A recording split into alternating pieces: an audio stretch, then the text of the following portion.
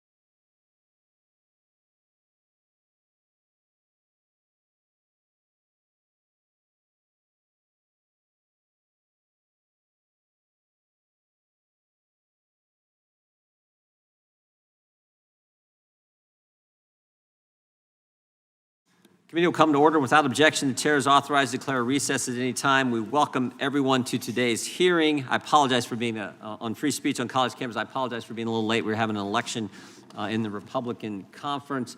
Chair now recognizes the gentleman from Alabama, Mr. Moore, to lead us in the Pledge of Allegiance. Allegiance to the flag of the United States of America and to the republic for which it stands, one nation, under God, indivisible, with liberty and justice for all. Thank the gentleman. We'll now begin with opening statements. Chair recognizes himself. Over 6 years ago, we had a hearing about attempts to curtail free speech on college campuses right next door in the Oversight Committee. The hearing touched on emerging threats to the First Amendment, safe spaces, cancel culture, and the targeting of conservative activist student groups. Unfortunately, this was not a fad, and the hostility towards certain points of view, and particularly conservative points of view, has only grown worse. And it's no longer universities just censoring their students. We now know that American universities were working with the federal government to systematically target speech on the internet. Just this week, the committee Republicans released information showing Stanford University worked with the Cybersecurity and Infrastructure Security Agency, or CISA, and the State Department's Global Engagement Center to censor certain speech in the lead up to the 2020 election. Big government, big academia, and big tech all colluding to limit Americans' First Amendment free speech rights. They were targeting jokes, political opinions. Most importantly, they targeted true information. But the speech that was censored all leaned a certain way. What used to be the bastions of free speech and the marketplace of ideas evolved into institutions of activism and suppression. With, quote, safe spaces and free speech zones aimed to protect students from violence, one would think Jewish students would have somewhere to turn as violent pro-Hamas students take to their demonstrations and have harmed students on college campuses. But that's not the case, as we will see in today's hearing. Nearly a 400% increase in anti-Semitic incidents, including harassment, vandalism, and assault in the 2 weeks after the Hamas attacks against Israel. We need to be doing more to protect the freedom of expression. We're actually working with the ranking member Nadler on some legislation introduced by one of our colleagues, trying to see if we can put some legislation forward that would help in this area. I want to thank my colleagues, including Representative Virginia Fox, Chairwoman of the Education Workforce Committee, for her important work on these issues. I want to thank Representative Murphy, who is a leader on this topic, has introduced 2 bills to advance free speech on campus, and co-chair of the Campus Free Speech Caucus, Ms. Kamick, for her work and passion for this issue. I also want to recognize Mr. Kiley, one of our members, who introduced a bill just last week that denounced anti-Semitism on college campuses. We look forward to hearing from all our witnesses today, and again, I want to thank you for coming. I now will turn to the ranking member for his opening statement, and then we'll get right to our witnesses. Actually, I forgot. Well, I'll wait till yours done, then I'll play a short video. We have a short 90-second video I wanted to show it. We'll play it right now. Let's play it right now. A 90-second video. If you can cue that up, we'll play this about what's going on college campuses.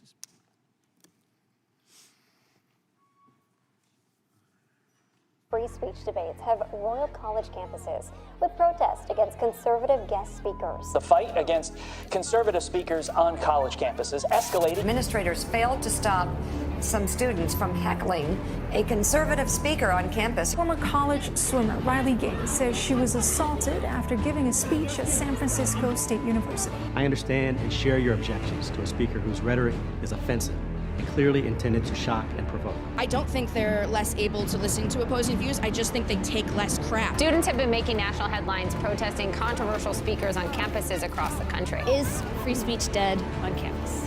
No, we don't want him to speak. Hopefully we can drown him out. That's conservative podcaster Michael Knowles being burned in effigy at the University of Pittsburgh. Your opinions from the bench land as absolute disenfranchisement of their rights. The president of the University of Pennsylvania, critics say she is not sending a strong enough message against anti-Semitism. I don't hear people talking about Israeli violence. Hamas has shifted the balance of power. Hamas has changed the terms of debate. The Jewish fraternity was hit with a graffiti attack of "The Jews are Nazis." This is our university too! I want to thank our staff for putting that together. And Chair now recognizes the ranking member, the gentleman from New York, for an opening statement. Thank you, Mr. Chairman. Mr. Chairman, 1 month ago yesterday, on October 7th, Hamas launched a barbaric attack on the people of Israel. Hamas killed more than 1,400 people and kidnapped 250 more, many of them very old, many of them very young, and some of them American citizens. The attack represents the largest loss of Jewish life in a single day since the conclusion of the Holocaust. Here in the United States, the Jewish community has had little time to mourn. The steady rise in anti-Semitism in this country over the past several years has now reached fever pitch. And few places have had to bear the weight of that trend more than our college and university campuses, where, according to an audit published by the Anti-Defamation League months before the October 7th attack, anti-Semitic activity had increased by 41% in the last year alone. In many ways, the conduct we need to discuss most urgently goes far beyond the title of this hearing, Free Speech on Campus. Jewish students are being physically threatened and have legitimate cause to fear for their safety on campuses across the country. For example, at Cornell University, law enforcement officials arrested a student for making violent threats against Jewish students on an internet message board. These messages included the exhortation that, quote, if you see a Jewish person on campus, follow them home and slit their throats, close quote. In another post, the student threatened to, quote, bring an assault rifle to campus and shoot all you pig Jews, close quote. We are joined today by a student from Cornell University, Amanda Silberstein. Ms. Silberstein, I would just like to say that I am sorry that you and the Jewish community at Cornell have had to endure these threats simply for being who you are. And I am sorry for the fear they have caused you and your fellow students. It is unacceptable, and we must do better. There is no excuse for that kind of violence at any school, against any student. And an academic discussion about the First Amendment is mostly beside the point until we can secure these campuses. I think that most members here on both sides of the aisle would agree, which is not to say, Mr. Chairman, that I do not appreciate your calling this hearing. Congress can help. But first, we have to put aside the political stunts and academic debates and put our money where our mouth is. The Office for Civil Rights at the Department of Education is the federal agency responsible for enforcing the laws that protect students from discrimination. To be clear, the Office for Civil Rights had an enormous amount of work to do long before the attacks of October 7th. The reaction to those attacks in the United States may threaten to overwhelm the agency. That is why the Anti-Defamation League and their partner organization, the Brandeis Center, which is represented here today, have set up a helpline to aid Jewish students navigate the process for filing complaints alleging anti-Semitism during this troubling time. I would like to commend both organizations for their important work, and I encourage Jewish students across the country to make their voices heard. Congress also has an obligation to help. More than that, we have an obligation to offer meaningful help. If we want to get this situation under control, we need to move past debating the various theoretical definitions of the word anti-Semitism. We need to move past the meaningless resolutions on the House floor declaring our feelings about bigotry generally. We need to send assistance where it is urgently needed, and we need to do so today. Earlier this year, the Biden administration outlined a comprehensive national strategy to counter anti-Semitism. For that matter, the administration has also announced a national strategy to counter Islamophobia. These strategies are whole-of-government efforts to combat bigotry in every part of American life that the government can touch. The President has put enforcement of our civil rights laws at the center of these strategies. Long before we could have foreseen the wave of violent anti-Semitism that would sweep across the country, President Biden requested a 27% increase in funding for the Office of Civil Rights. If my Republican colleagues were serious about this issue, they would fully fund that request. Instead, they are fighting to slash the budget of the Office of Civil Rights and other agencies that would keep our children safe. Their promises about anti-Semitism and their actions disconnect in other ways as well. If my Republican colleagues were serious about anti-Semitism, they would have spoken up after the 2017 Unite the Right rally in Charlottesville, where neo-Nazis chanted that, quote, Jews will not replace us. If my Republican colleagues were serious about anti-Semitism, they would have spoken up when President Trump then declared that there were, quote, very fine people on both sides of that rally. If they were serious about anti-Semitism, they would have said something last year when former President Trump shared a meal with Nick Fuentes, a notorious white supremacist and Holocaust denier. And lest you imagine that I am dredging up ancient history, let me remind you that if my Republican colleagues were serious about anti-Semitism, they would not have, just months ago, invited Robert F. Kennedy Jr. to testify in this hearing room after he made appalling claims that Jews appeared to be immune from COVID-19, a nod to the laughable, if not so insidious, conspiracy that the virus was somehow engineered to spare the Jewish community. My friends, for too long, your silence on these matters has been deafening. I'm all for free speech, on campuses and otherwise. That includes the right of my Republican colleagues to say nothing at all about anti-Semitism when silence is politically convenient, even when the former President of the United States takes aim at us directly. But if you mean what you say here today, if you believe that the threats and vitriol that my community faces on college campuses is both unfair and unjust, then I'm asking you to move beyond the pointless gestures and political posturing and help us protect our children. Fully fund the Office for Civil Rights and the administration's efforts to counter anti-Semitism and other forms of discrimination. Help us get the boots on the ground. We can do better, and our students deserve no less. I thank the witnesses, and I yield back. I thank the gentleman. The gentleman yields back. Without objection, all other opening statements will be included in the record. We will now introduce today's witnesses. Our first witness is Mr. Connor Ogrijic. Mr. Ogrijic is a recent graduate of the University of Buffalo. While a student at Buffalo, he served as the treasurer, vice chair, and chairman of the university's Young Americans for Freedom chapter. He faced threats and protests from fellow students over speakers that his organization invited to campus. Thank you for being with us. Ms. Jasmine Jordan. Ms. Jordan is a student at the University of Iowa. She serves as the chairwoman of the university's Young Americans for Freedom chapter. She has received threats from her fellow students over events that her organization has invited to campus, and their recent pro-Israel vigil was vandalized and disrupted by protesters. We apologize for that, and thank you for doing that. Ms. Amanda Silberstein, as the ranking member has already talked about, Ms. Silberstein is a student at Cornell University. She serves on the student board of the Reutemann Chabad Center at Cornell, the leadership of the Alpha Kappa Psi Professional Business Fraternity, and as the director of marketing and communications for a Cornell-based startup. Thank you, Ms. Silberstein, for being with us today. Mr. Kenneth Marcus. Mr. Marcus is the founder and chairman of the Louis D. Brandeis Center for Human Rights Under Law. He previously served as the Assistant Secretary of Education for Civil Rights, the staff director of the U.S. Commission on Civil Rights, and as Deputy Assistant Secretary of Housing and Urban Development for Fair Housing and Equal Opportunity. We appreciate your work, Mr. Marcus, and thank you for being with us. Professor Pamela Nadell. Professor Nadell holds the Patrick Clendenin Chair in Women's and Gender History and is the director of the Jewish Studies program at American University. She has taught a variety of courses on Judaism and Jewish and women's history and has published several related books. We appreciate you being here, Doctor. And Ms. Stacy Burdett. Ms. Burdett is a public policy strategist and consultant.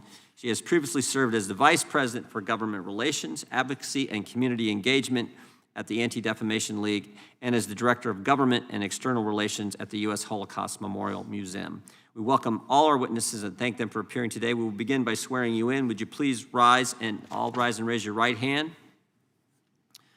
Do you swear or affirm under penalty of perjury that the testimony you're about to give is true and correct to the best of your knowledge, information, and belief, so help you God?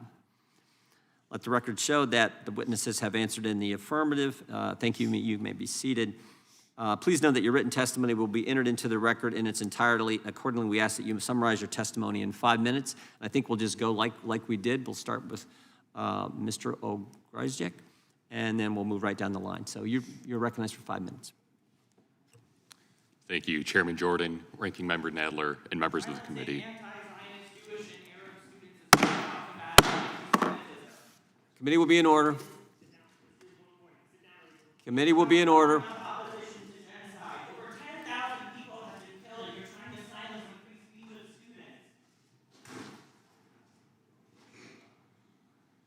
We appreciate people being here, but the committee has to be in order. If you,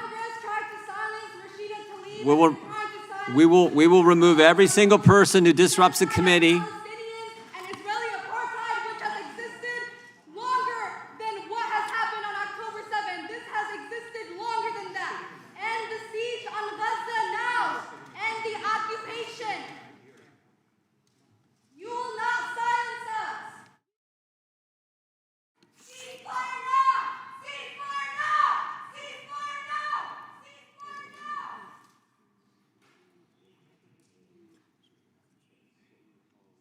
Gentleman is recognized.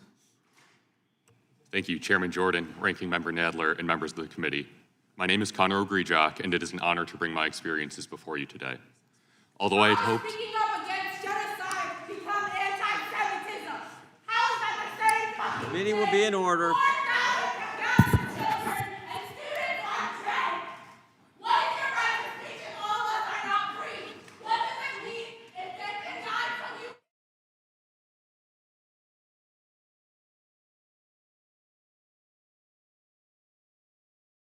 Again.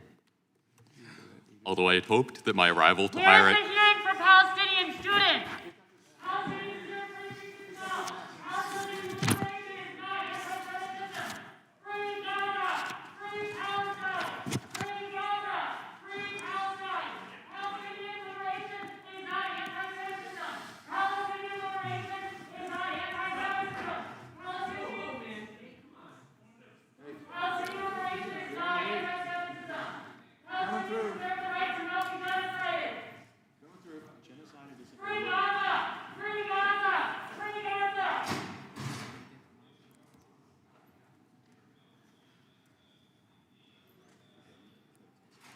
Mr. Ogrijak, we'll keep trying. Thank you, Chairman Jordan, Ranking Member Nadler, and members of the committee. Palestinians deserve to speak on the genocide of their families. All right, sit down. You be Palestinian students deserve to speak on the genocide of their families. Stop silencing Palestinian students. Stop silencing Palestinian students. Stop silencing Palestinian students. They're speaking on their genocide. membership in that group be removed. These people just being removed or arrested?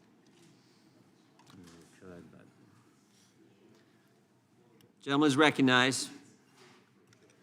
It is an honor to bring my experiences. Palestinian students should not be censored. You want to talk about putting money where your mouth is? There are 10,000, over 10,000 Gazans dead and more buried, half of whom are under the age of 18. And you're going to send money and talk about this? Where are the anti-Zionist Jews in this room? Nowhere. So you are not offering a plurality of opinion. You are offering partisanship. And you are offering murder to more Gazans. Free Palestine!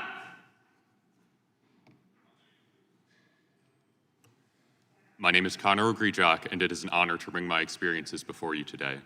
Although I had hoped that my arrival to higher education would mark the arrival to a bastion of free speech, many of my firsthand experiences of freedom of speech violations at the University at Buffalo came during my membership of UB's chapter of Young Americans for Freedom.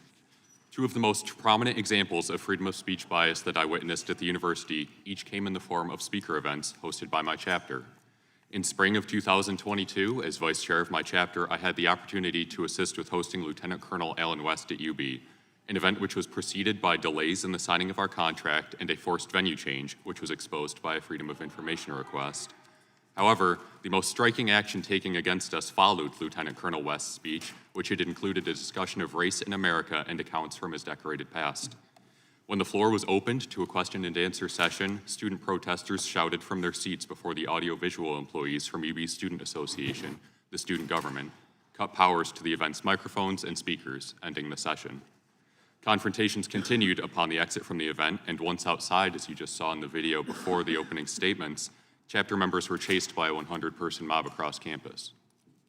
What that footage did not show was the former chapter chair being forced into a bathroom where she called 911 for rescue, and another board member being physically attacked. With silence from the university and charges not pressed by the Erie County District Attorney's Office, I've since been left to consider the precedent this sets for those who plan to protest future events on campus.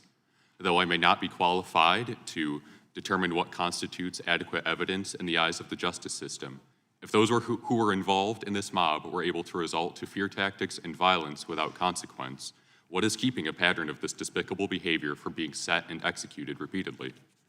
This thought remained on my mind throughout the planning of a March 2023 event that I hosted as chairman featuring Michael Knowles. This event would grow to gain more pushback than any event on campus in the previous 4 years and provide the most clear-cut examples of freedom of speech violations.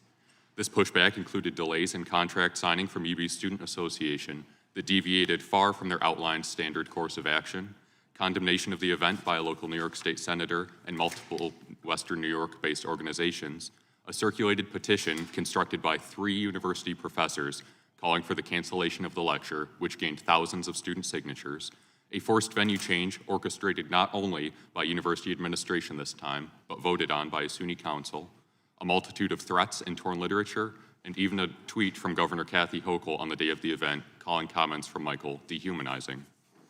The decry of this event garnered a responding statement from University President Satish Tripathi explaining that the Constitution protects speech on campus, quote, no matter how noxious the content, end quote.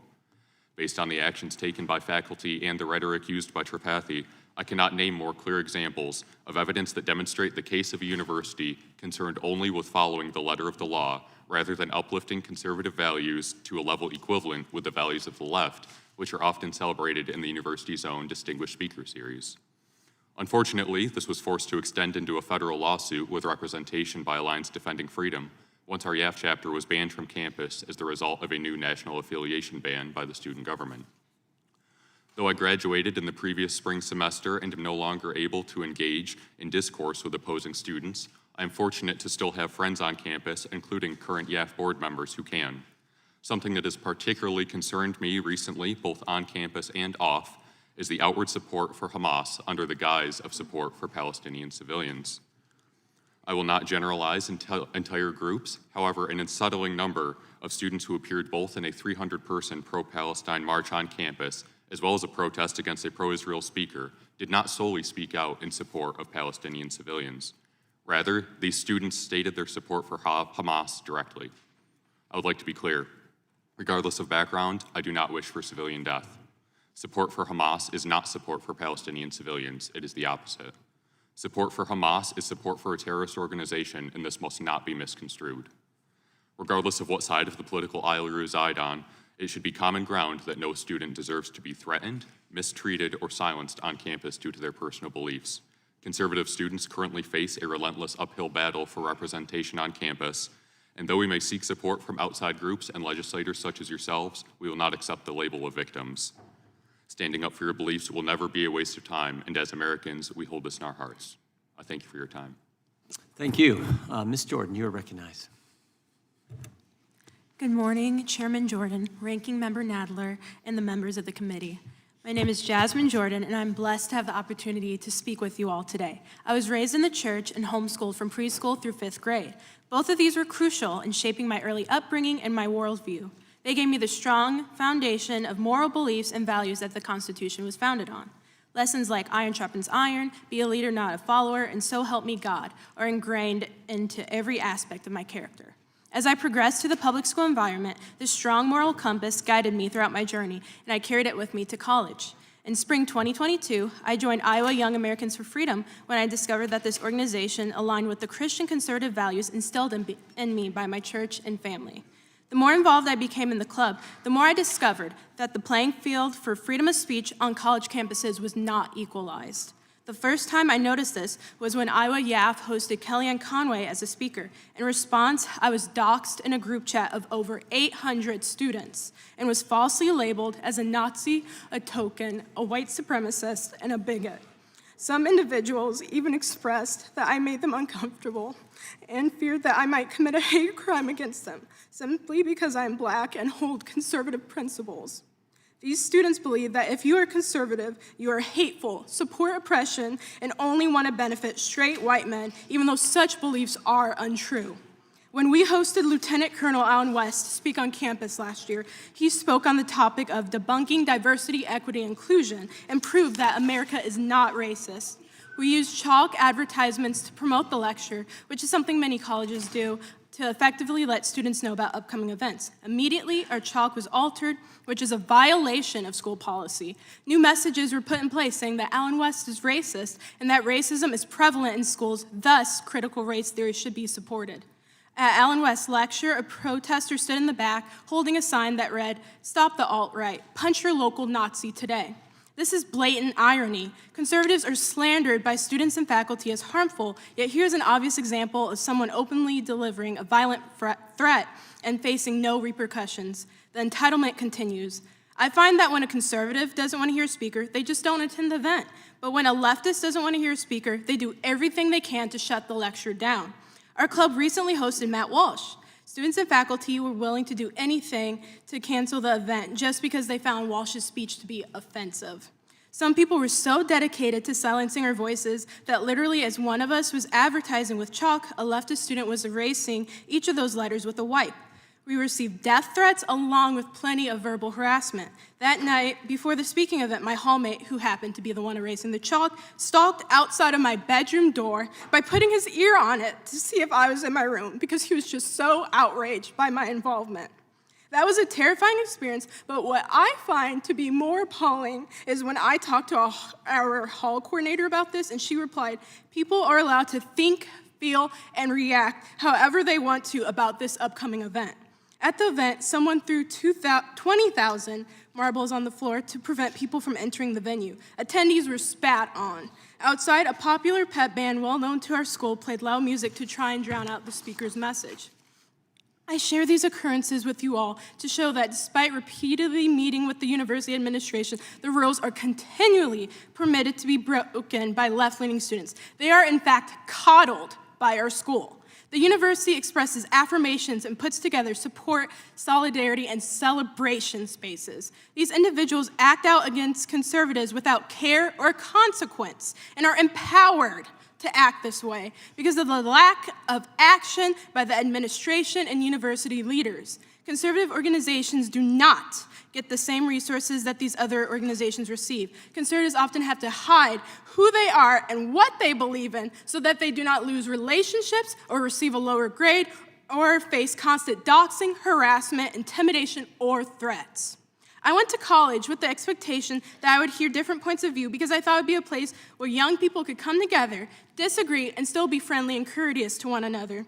However, after 2 years, I've realized that this is not the case at all, and that students who hold opposing views are often subjected to frequent violent threats and other forms of harassment with no accountability.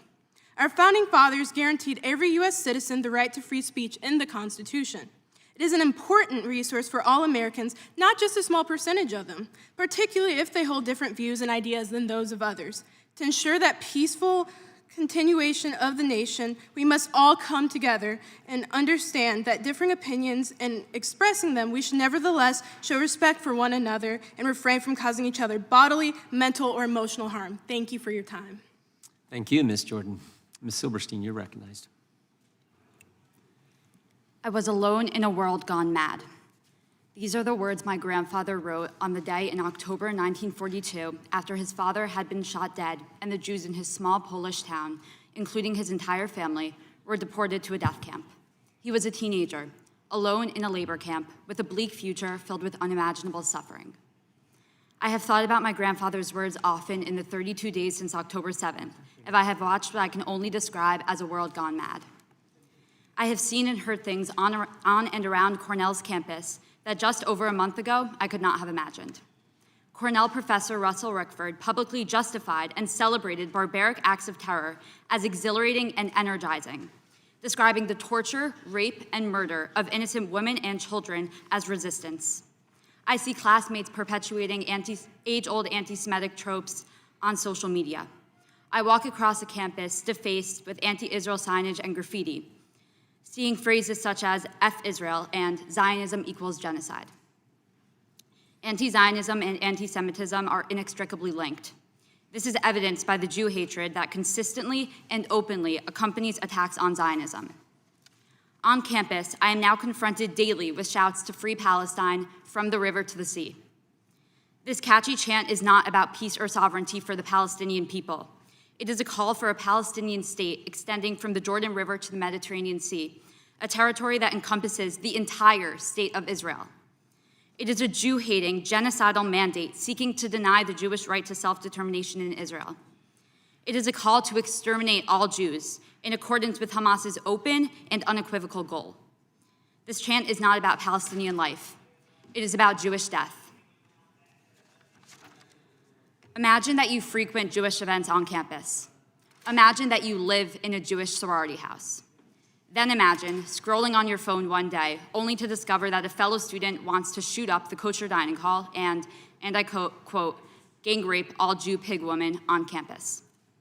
That is what my peers and I experienced last week when reading the multiple online threats made by a fellow student instructing other Cornell students to assault Jews on campus, to follow them home and slit their throats. This was not just hate speech.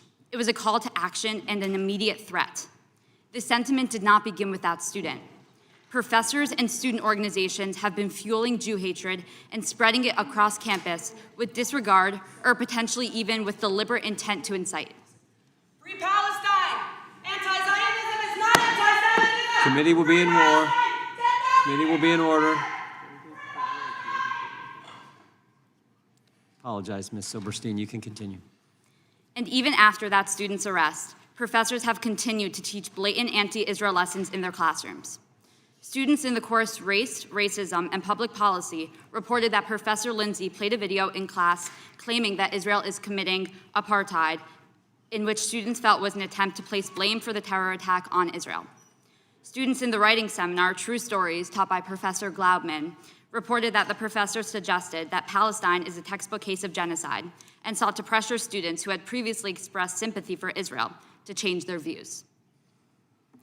These not-so-subtle examples of bullying and attempts at indoctrination have a tangible impact on the pervasive Jew hatred spreading throughout my campus. My grandmother, along with many of my family members and close friends, live in Israel. Why are they calling me every day to check in and see how I'm doing? Do I feel safe on campus? Is there enough security? Do other students know that I am Jewish? They live in an active war zone with rockets constantly being fired at them, and yet my safety on an American college campus is keeping them up at night.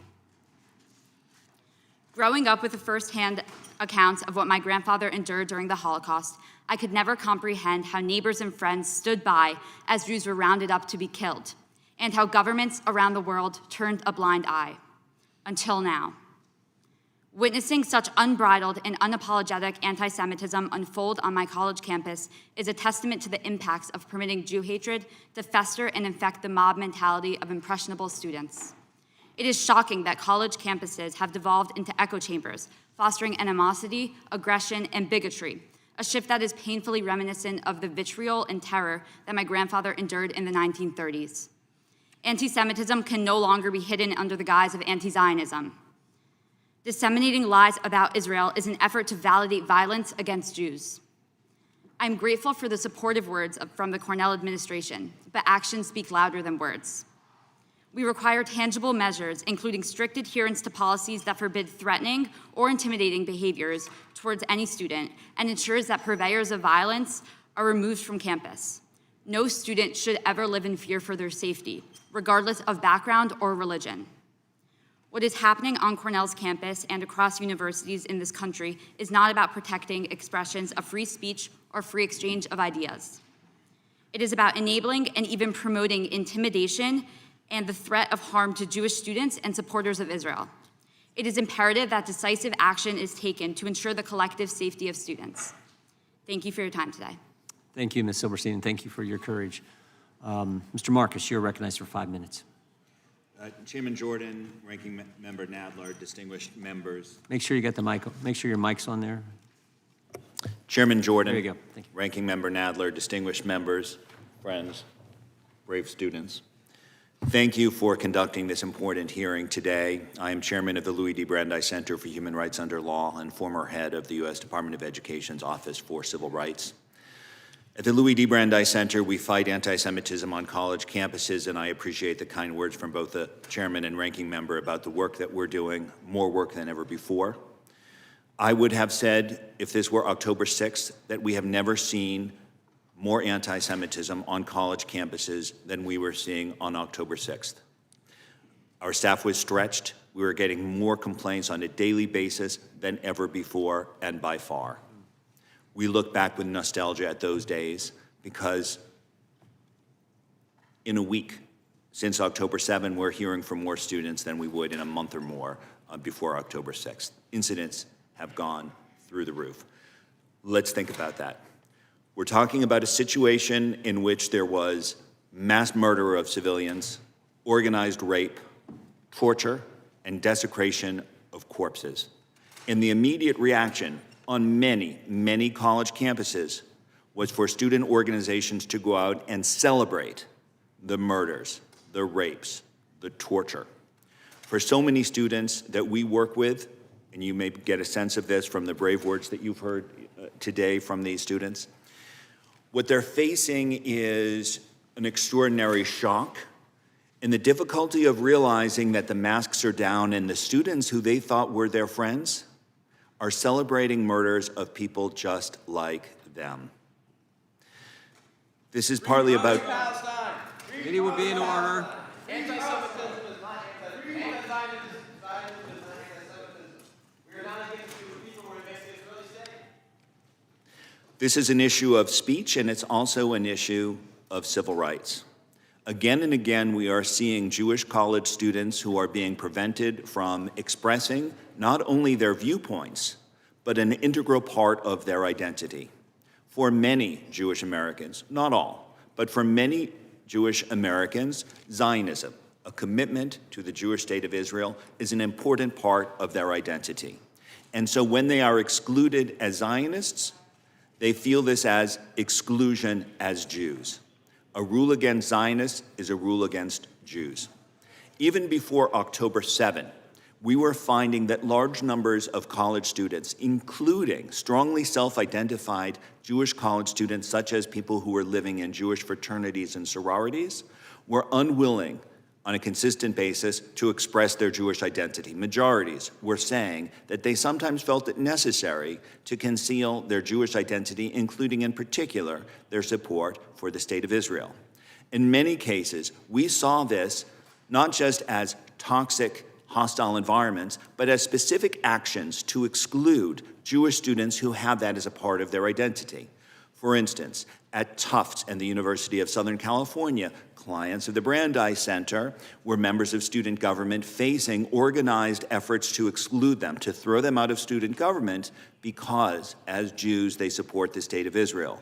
Similarly, this is difficult, but I have to say, at SUNY New Paltz, we had 2 clients who were thrown out of a sexual assault survivors group because Zionism was an important part of their identity. At the University of Vermont, similar issues, as well as a book club in which one could not participate if one was a Zionist. Here we found viewpoint discrimination, but not just viewpoint discrimination. That is to say, people were shunned, marginalized, and excluded, not just because of their political views, but because who they are and what their identity is as Jews. At my own alma mater, the University of California at Berkeley School of Law, many student organizations, including law reviews, have adopted rules, including bylaws and changes to their constitutions, that prevent anyone from speaking to their groups who is a Zionist or a supporter of the state of Israel. And let me be clear, they were prevented from speaking and are, to this day, prevented from speaking on any topic. This was not just a statement that if your viewpoint disagrees with us, we don't want to hear you. This was, if you are a Zionist, we don't want to hear you on any topic. If you are a feminist legal scholar, we don't want to hear you on feminist legal issues if you are a supporter of Israel, which is to say, most Jewish Americans would not be able to speak to these groups because of their identity as Jews. Since October 7th, this has skyrocketed. We are hearing continually of Jewish students being assaulted, Jewish property being vandalized, Jewish students being harassed in any number of different ways, not just on a few college campuses that one might describe as hotspots, but at so many colleges and universities that one cannot identify any places that are safe. A few quick suggestions, if I may. First, the Department of Education should have the same tools to protect students' free speech that it has to protect the very important issues of anti-discrimination. Second, a coordinator within the department to protect free speech. Third, the Department of Education has committed to issue a regulation implementing the Executive Order on Combating Anti-Semitism and has set a deadline of next month. Be nice to ask them if they're going to do it. And finally, the Anti-Semitism Awareness Act would provide for the Department of Education a codified definition of anti-Semitism similar to what's used around the world and has been embraced by this administration. I would suggest that action needs to be taken, and I commend you for this opportunity. Thank you, Mr. Marcus. Dr. Nadel, you're recognized for 5 minutes. Thank you. Hit that. Pull it close. Is the light on? No, there. Let's There try you go. that. There you Sorry. Thanks. Thank you, Chairman Jordan, Ranking Member Nadler, and the distinguished members of this committee for inviting me to testify today. Committee will be in order. I am Pamela Nadel, a professor of history at American University, and I am writing a book called Anti-Semitism, An American Tradition, under contract with W.W. Norton. And I am a recipient of a National Endowment for the Humanities Public Scholars Award to write this book. And I am delighted to be able to thank the Congress for supporting the National Endowment for the Humanities, for supporting work that teaches us about the history of our nation, and for this prestigious award. Anti-Semitic behavior that we're seeing right now on college campuses, as we have heard so brilliantly from the students and also from Mr. Marcus, this anti-Semitism is part of anti-Semitism that is raging across the United States. The last time that I testified before this committee in 2017 was in November of 2017, just after, 3 months after, the white nationalists at the rally, the Unite the Right rally in Charlottesville, Virginia, marched across the University of Virginia campus, brandishing tiki torches, and they were deliberately imitating the Nazi stormtrooper parades of the 1930s. During that hearing, I was opposed to Congress legislating any definition about anti-Semitism, and I remain opposed now because the definition keeps changing. It keeps morphing and changing over time. What I can do is I can give you some of the themes that are ensconced in the word anti-Semitism. Anti-Semites blame Jews for the death of Jesus and believe that the Jewish people across eternity should be punished for that crime. Anti-Semites believe that Jews have been corrupted by money since Judas sold Jesus out for 30 pieces of silver, and what they've done since then is they have used different code names over time. Shylock, Rothschild, and now George Soros to signify avaricious Jews. Anti-Semites believe that Jews' primary loyalty is to their people around the world and not to the nations that they live in. That conspiracy theory gained traction in the United States when Henry Ford published in the Dearborn Independent over 91 weeks a series called The International Jew, the World's Foremost Problem. Today, that charge that Jews are internationalists goes under a different code word, globalist. Across American history, the people from all walks of life have conveyed these anti-Semitic ideas. New Amsterdam's Governor Peter Stuyvesant tried to expel, quote, this deceitful race, such hateful enemies and blasphemers of the name of Christ, close quote. The future president, John Quincy Adams, wrote, quote, the Jews would steal your eyes out of your head if they possibly could, close quote. Congressman Albert Johnson, a chief architect of the 1924 law establishing immigration quotas, told a Jewish reporter, quote, if the Jewish people combine to defeat the immigration bill as reported by the committee, their children will regret it, close quote. That was the past. What about today? We are just 5 months out from the massacre at the Tree of Life Synagogue, and I could give you so many other examples. As for the campus, anti-Zionism, meaning opposition to Israel's policies, absolutely crosses the line into anti-Semitism when it leads to discrimination, violence, harassment, intimidation, and bullying, as we have heard from the students today. The barbarity of the Hamas invasion, the torture, the rapes, the murders, and the taking of more than 200 hostages adds a terrible new chapter to Jewish history. Anyone who claims to care about human rights should denounce these horrors that so many students on college campuses not only did not, but that they claimed that the savagery was justified. It has caused not just students on campus, it has caused Jews around the world deep anguish. What happened on October 7th was not anti-Zionism, it was anti-Semitism. I deplore hate speech, but in the United States, in America, hate speech, including anti-Semitic speech, remains protected speech. For that speech stands at the core of liberal arts education, an education which I believe every single member of this committee benefited from when you were students at some of the nation's elite colleges and universities and the fine public colleges and universities that our country has. The value of free speech does not permit discrimination, bias, threats, or violence in any form, including on the campus. When these occur, our institutions of higher education have mechanisms for dealing with them. In May 2023, the White House published the U.S. National Strategy to Counter Anti-Semitism. The first time I believe that any nation in the world has published such a strategy. It talks about how to use Title VI to deal with problems of anti-Semitism on campus. I am a proud American, and I am a proud Jew.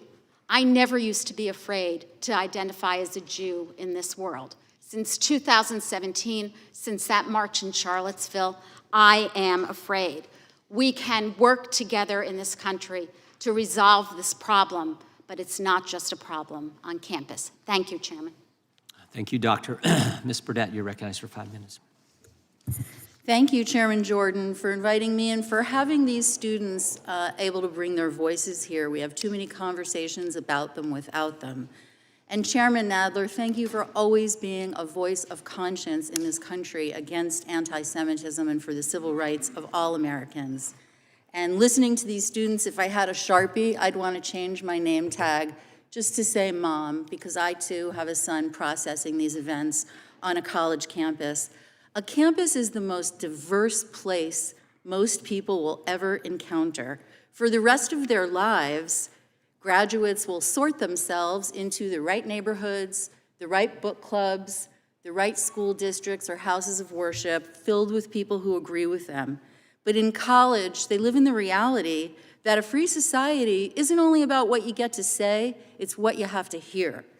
And managing that experience for young adults is a very hard job for universities.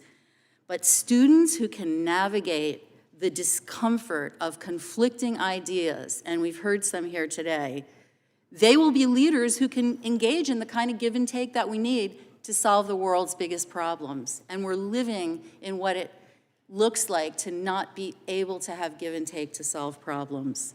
Now, just because speech is legal doesn't mean it can't be harmful. And university presidents and deans have made crystal clear that anti-Semitism goes against their values.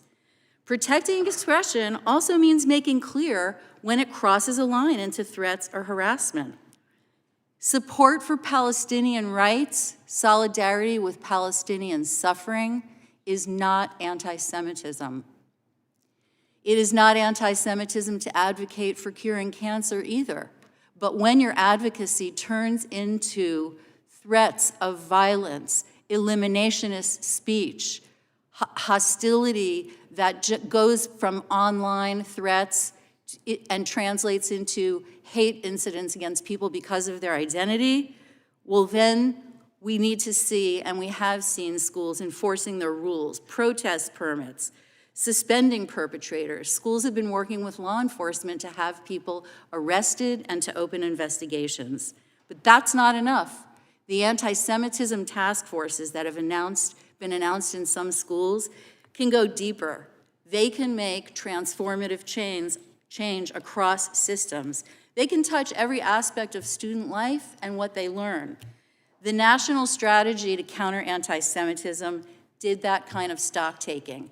They spoke to 1,000 community members and experts, and it commits our government to serious action with time-bound deadlines. And federal agencies have already been fulfilling those commitments, including some mentioned by my longtime colleague, Mr. Marcus.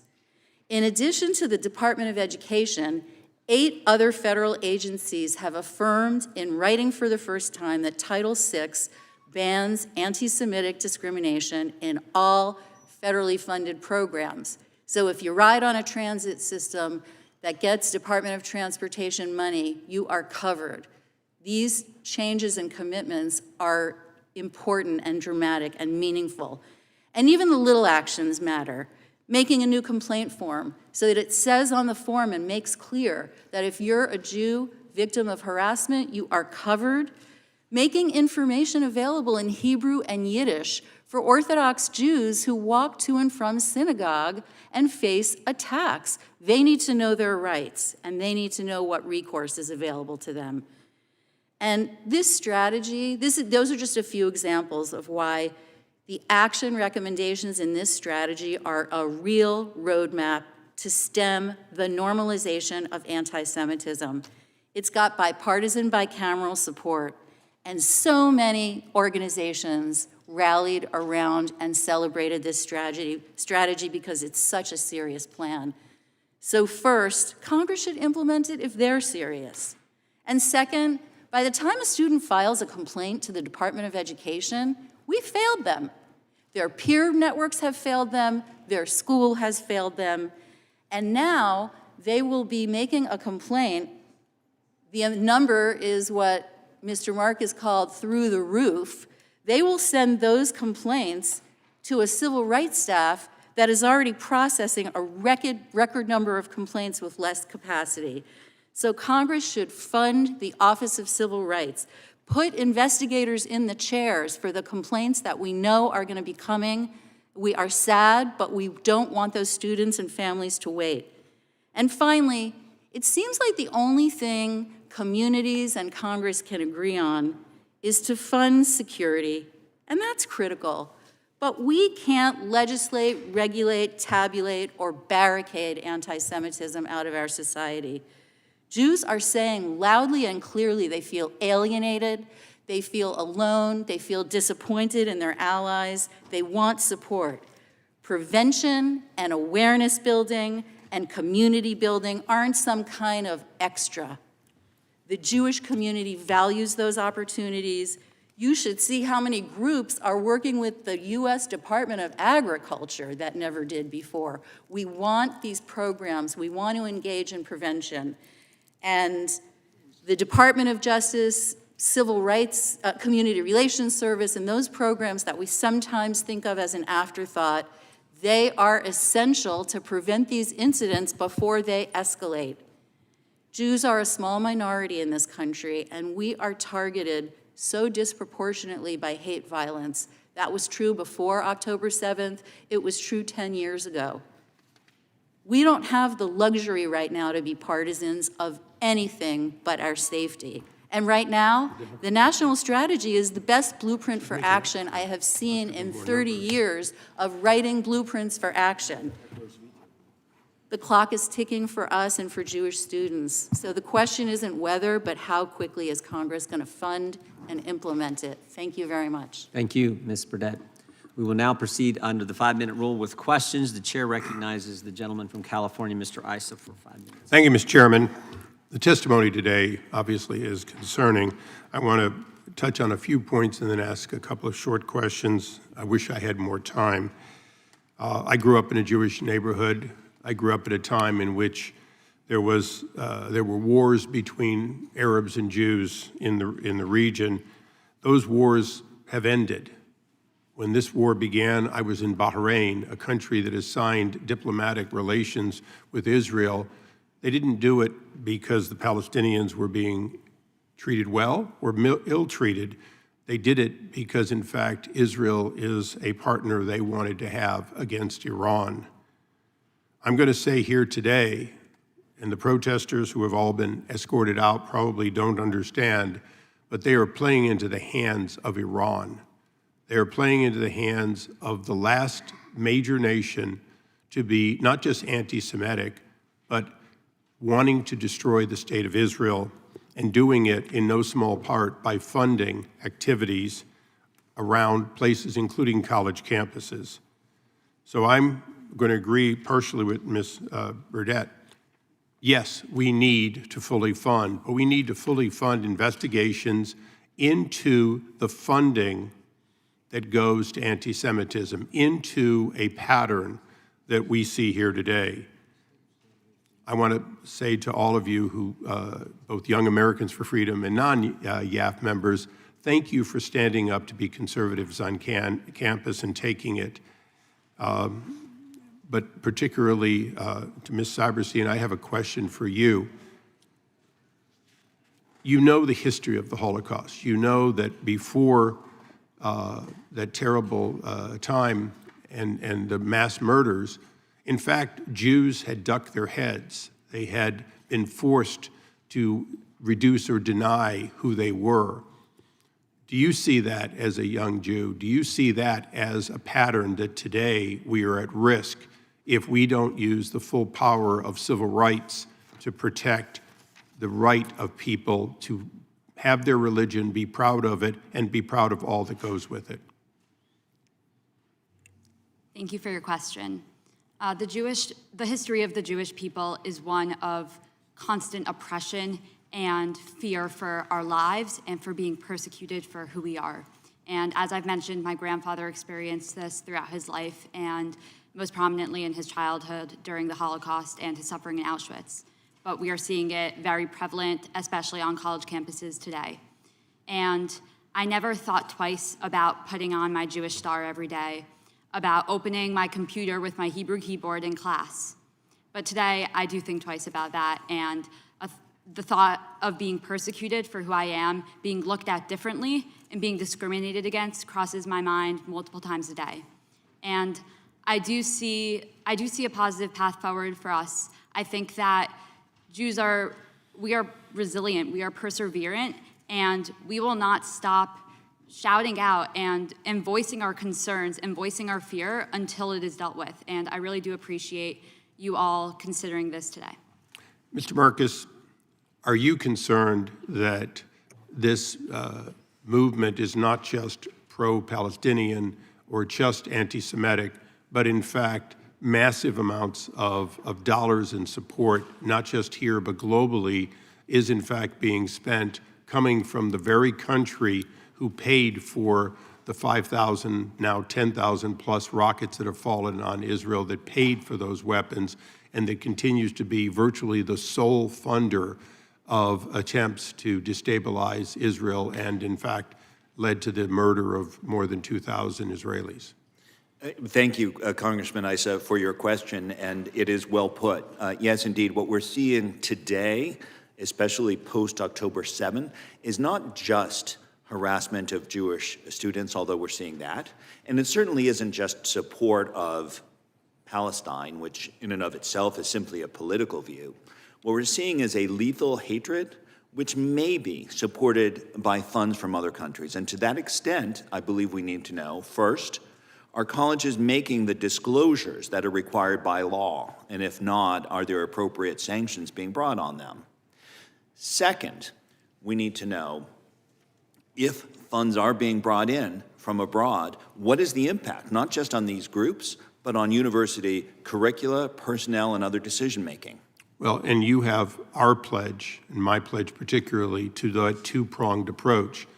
Combat anti-Semitism using the power of this committee, and particularly civil rights, and look into and root out the continued foreign influence that may affect, not just here, but around the world, anti-Semitism and anti-Israel.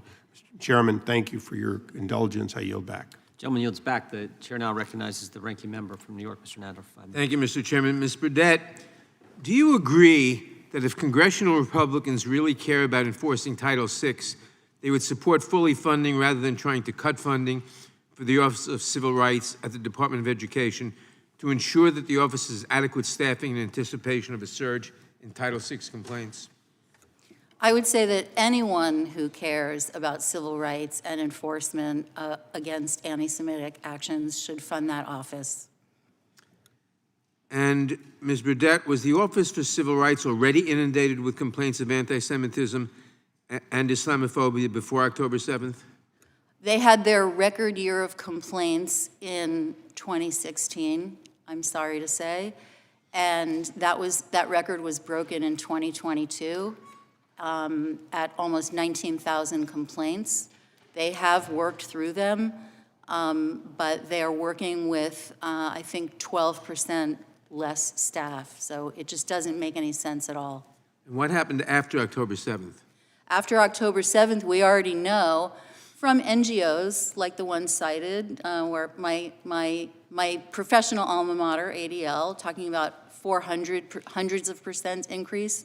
But if you ask Mr. Nadler, the NYPD, even reports coming to them in just 3 weeks have been skyrocketing. And when you compare it to an average month of October, there are 3 times as many incidents. And I'm sure police departments in a lot of congressional districts would say the same. And what do you think will happen going forward?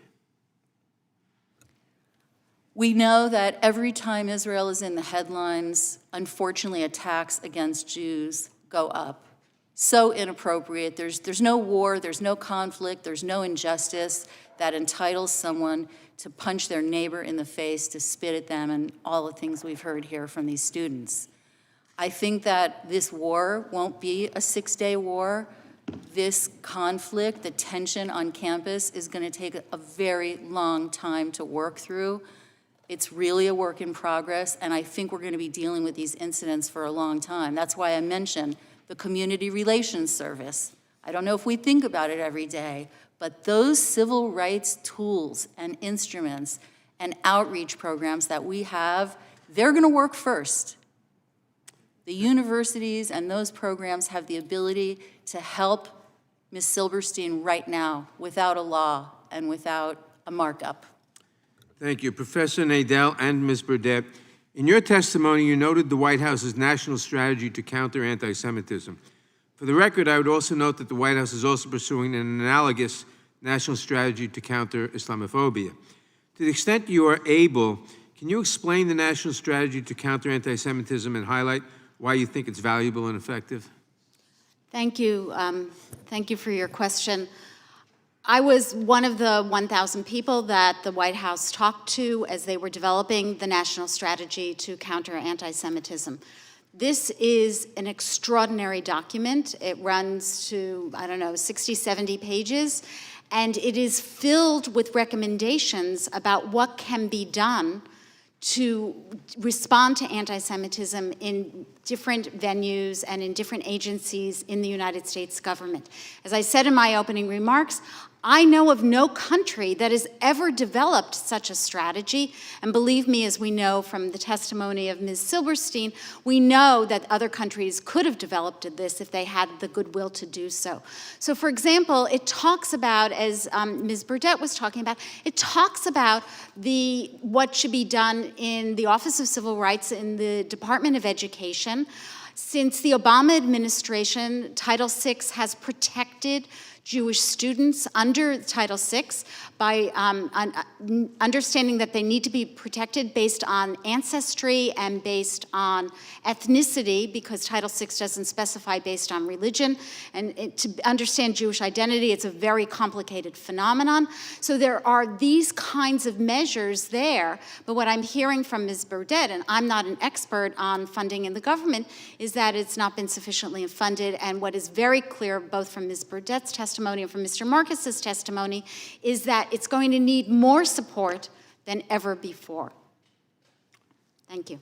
Thank you. Let me just say to Ms. Jordan and Mr. Ogritziak, I hope I haven't mispronounced your name, as a very proud left-wing liberal, I hold no truck with trying to silence conservative voices or any other voices. And on college campuses or anywhere else, freedom of speech is a fundamental value. And I would just say that this is not new. When I was an undergraduate at Columbia, I was shouted down by an organization called the Students for Democratic Society because I was not left-wing enough in their opinion. This is something that is an ongoing fight, and in a liberal society, we must conduct it. And I'm sorry for your experience. Oh, and I ask unanimous consent to include the following items in the record. Written testimony of Jonathan Greenblatt, CEO and National Director of the Anti-Defamation League.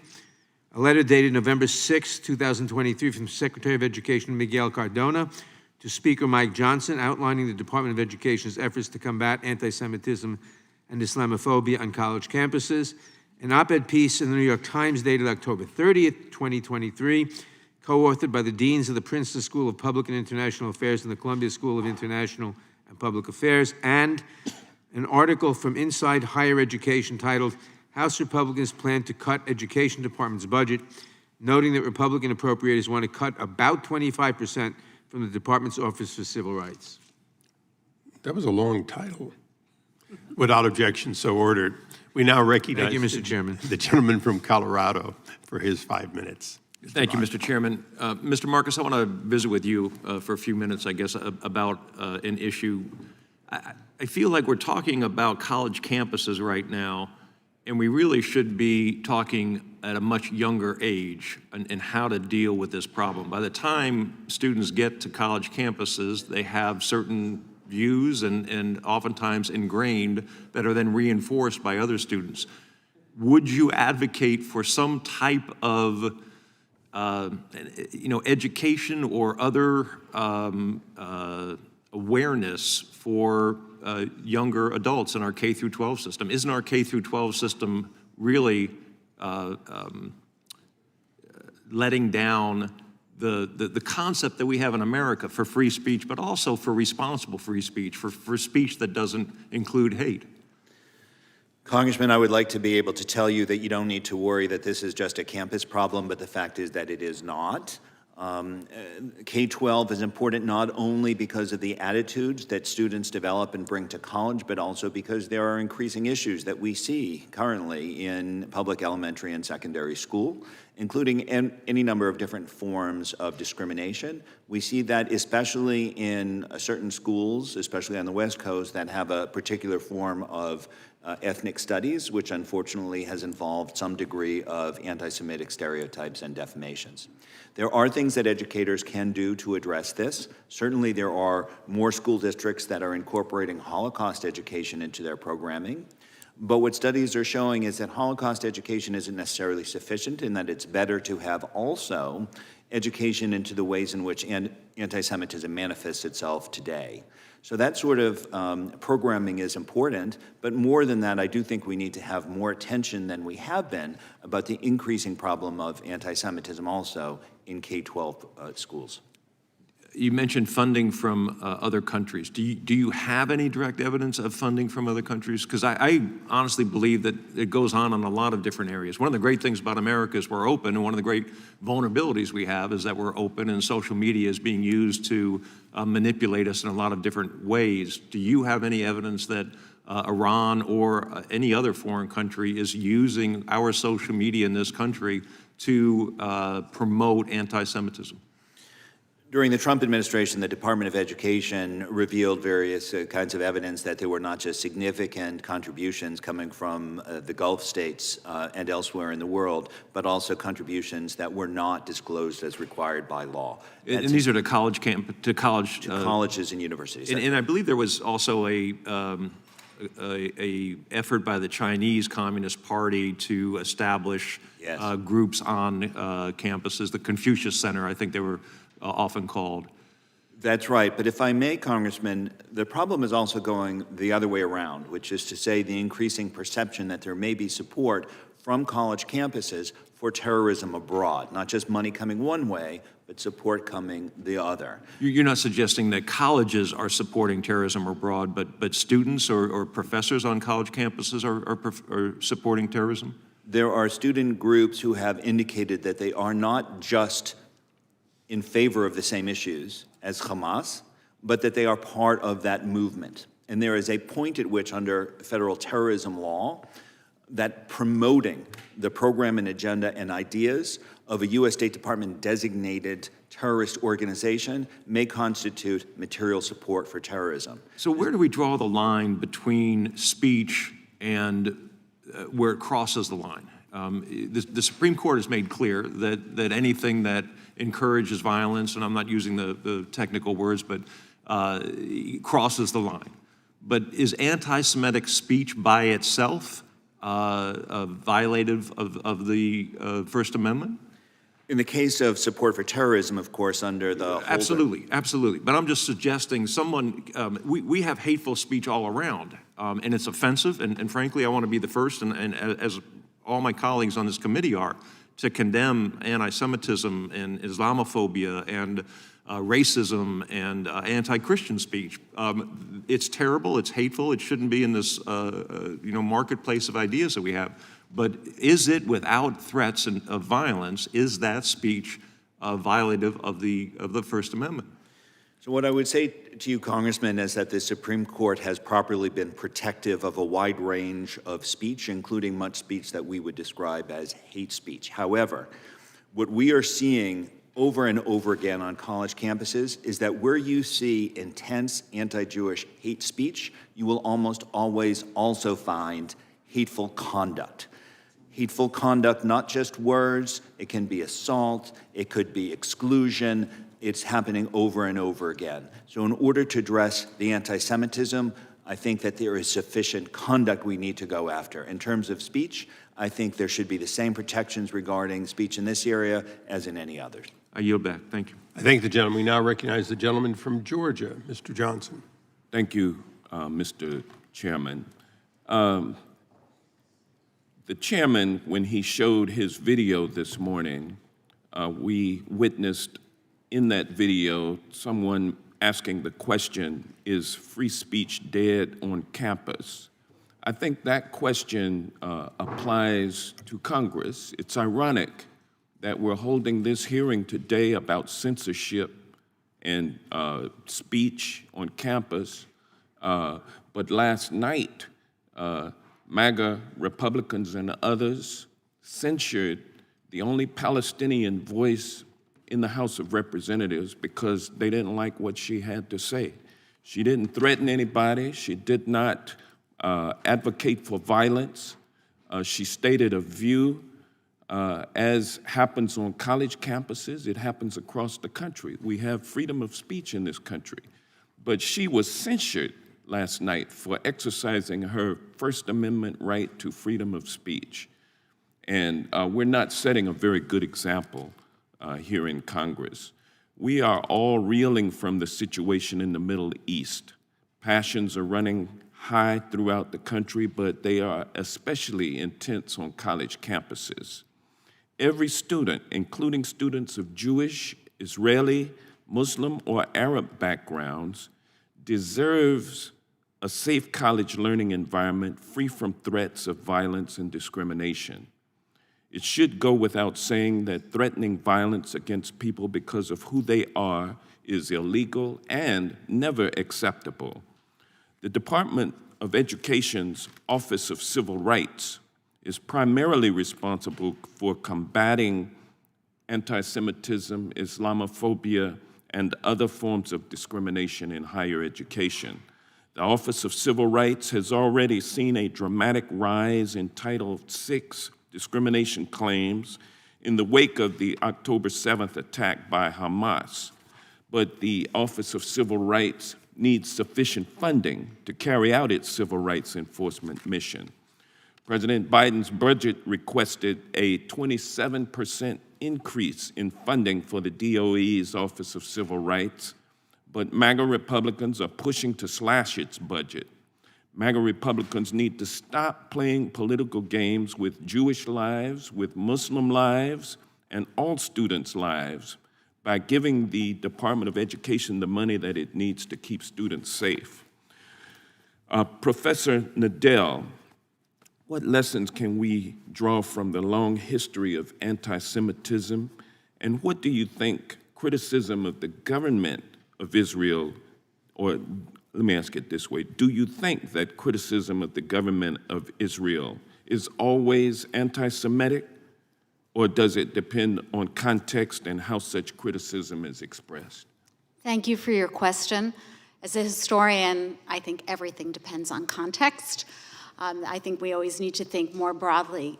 It's very clear the criticism of the government of Israel is not ipso facto anti-Semitic. If it were, hundreds of thousands of Israelis who he had watched in the past months turning out to throng the streets of Tel Aviv and of every city and hamlet in Israel would have been seen as anti-Semitic. So criticism of the government's policies is not by itself anti-Semitic. However, what is anti-Semitic is to deny the Jews the right of self-determination, a right that is internationally protected, and to call for the destruction of the state of Israel. So there's no question about that. What we know from the long history of anti-Semitism is we know that Jews live with memories of hate against their people that go back to ancient times, and that they live with the fear or with the sense that they may encounter it in their lifetimes, and that they are afraid that it will continue forever. We know that anti-Semitism, in those three little examples I gave you, that anti-Semitism has coursed across American history. It has risen in some time periods, and it has been more under the radar in others. Historians used to call the years between 1933 and 1945 the high tide of American anti-Semitism. I have been saying, not just since October 7th, I have been saying for far longer that we are living in the high tide of American anti-Semitism, but I won't be around to write about that.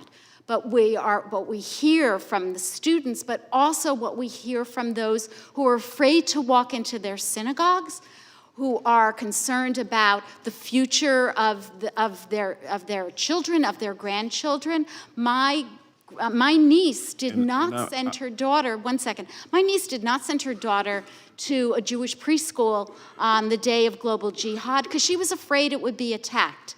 We need to deal with that in the United States. Thank you. And it wasn't made easier when ex-President Trump made his remarks about there's good people on both sides when he's talking about down in Charlottesville. But thank you, and I yield back. Thank you. The gentleman yields back. We now recognize the gentleman from Florida, Mr. Gates. I want Israel to win and Hamas to lose, but this is not an Armed Services Committee hearing about the military. It's a judiciary hearing about speech. And in that vein, I am reminded of the great words of the philosopher Austin Powers, who said, "There's only two things I can't stand: people who are intolerant of other people and the Dutch." And a similar tension seems to be on display today, because on one side of the witness table, we have people saying, we have speech that we would like to have vindicated, and we're under this tremendous pressure from these entities that offer a heckler's veto of what we're trying to get out.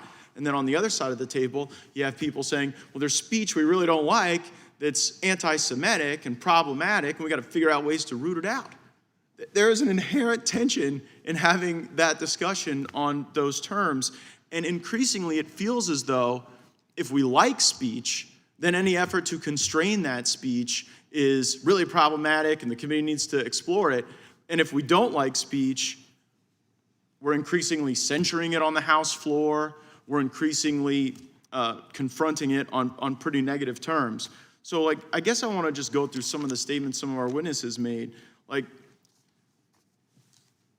So Mr. Marcus, a celebration of what happened on October 7th, let me disclaim, is offensive, horrid, but is it constitutionally protected speech? Thank you, Congressman. It may be, but it depends, and I'll give you an example. Okay. If you say, I'm going to celebrate Hamas, and then you celebrate them by giving a big talk, doing a little dance, that can be deeply offensive and protected. Right. But if you say, I celebrate Hamas, I am part of Hamas, their mission is my mission, and I will do what I can to advance them. That may be material support for terrorism, depending on what exactly you do. No, I think that's right, but what you focused on there is the conduct. I think that was a really good explanation and parsing of it, because speech is different than conduct. When someone says, I associate with this known terrorist movement, then that association has more of sort of a conduct flavor than someone saying, I think what happened on October 7th was good, right? So I think that's right, Congressman, but with one caveat from the law interpreting the Terrorism Act, which is the following. Material support doesn't need to be dollars. It could be guns. It doesn't need to be guns. It could be pens. And it can be the sort of PR activity that could be done by a commercial firm. Man, see, that's the thing. PR activity sounds a lot like people talking. And so I just think we have to be careful with that. But I do want to move on because I think it was Dr. Nadel. Is it possible to criticize George Soros without being anti-Semitic? I don't know all the tropes that people use to associate with George Soros, but when they talk about No. Not when they talk about something else. Is criticism against George Soros ever not anti-Semitic? That's the question. Ms. Burdett has offered to answer that. No, but you mentioned Mr. Soros. I want you to answer. There's no phone a friend here in the Judiciary Committee. What has happened in the United States is that we use different code words. Right, no, I'm not, that's not the question. No, wait, I'm answering your question. Okay. We use different code words to disguise anti-Semitism. And so Soros has become the code word that replaced Rothschild. But is it possible to criticize him without being anti-Semitic? Yes or no? I don't know the context. I'm not going to talk without knowing context. That is just an astonishing thing. And similarly, you said any critique of globalism is anti-Semitic. Now that really is an Austin Powers. No, what I said was that the word globalist, I didn't say any critique of globalism. Okay. What I said was the word globalist had become the new code word for the internationalist code word from the previous period. But you ascribe that motive. See, when I criticize globalism, I'm often criticizing the UN, which then in turn goes around and criticizes Israel. So if critiquing a globalist entity that criticizes Israel is anti-Semitic. So why use the word globalist instead of the UN? Well, because the UN's goals are to have a global order over things that deprive countries of their sovereignty. One of those countries is Israel. That is the great hypocrisy of what I think is frankly a reverse trope, that any criticism of Soros or any criticism of globalism is somehow anti-Semitic. Sometimes they're just criticisms of Soros and of globalism. But I see my time's expired and I yield back.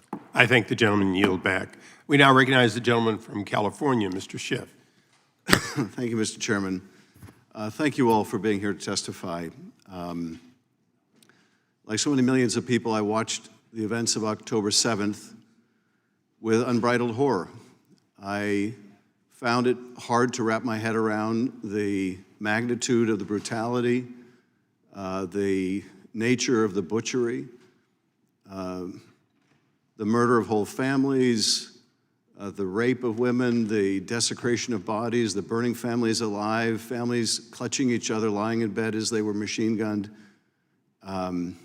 And I asked myself, how is it possible that people could commit such acts of barbarism?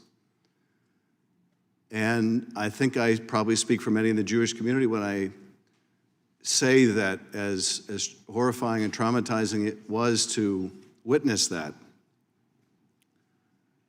it amplified the pain to see the reaction, the almost immediate reaction in the United States and around the world was to not condemn the butchers, but to condemn the victims, to celebrate Hamas's acts of unbridled terror.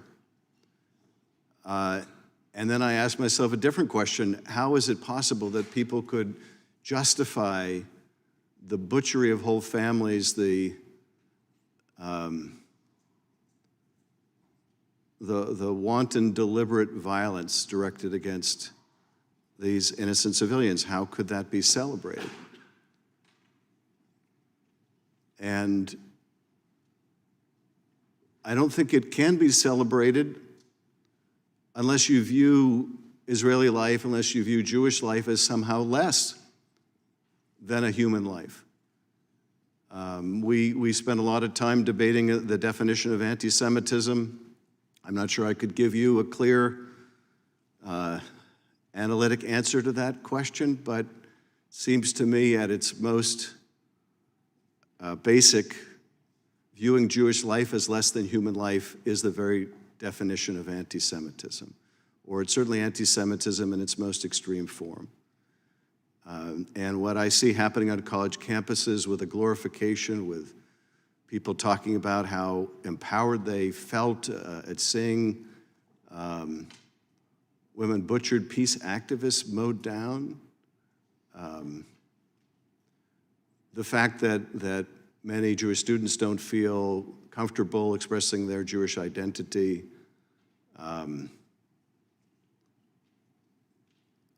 at a time of their lives when they should be free to discuss whatever issues they want, free to be themselves, is just horrifying.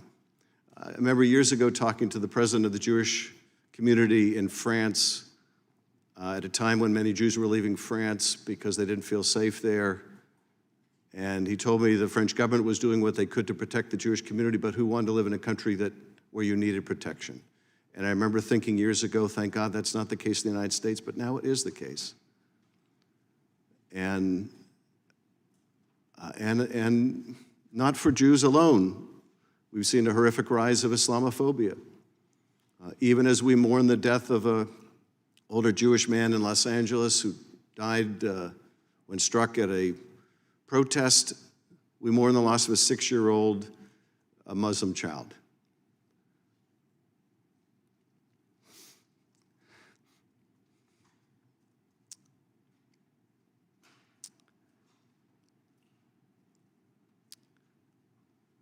It's just horrifying. Dr. Nadel, I'd be interested in your thoughts on how you see anti-Semitism today. How is it different in character than what we've seen in the past?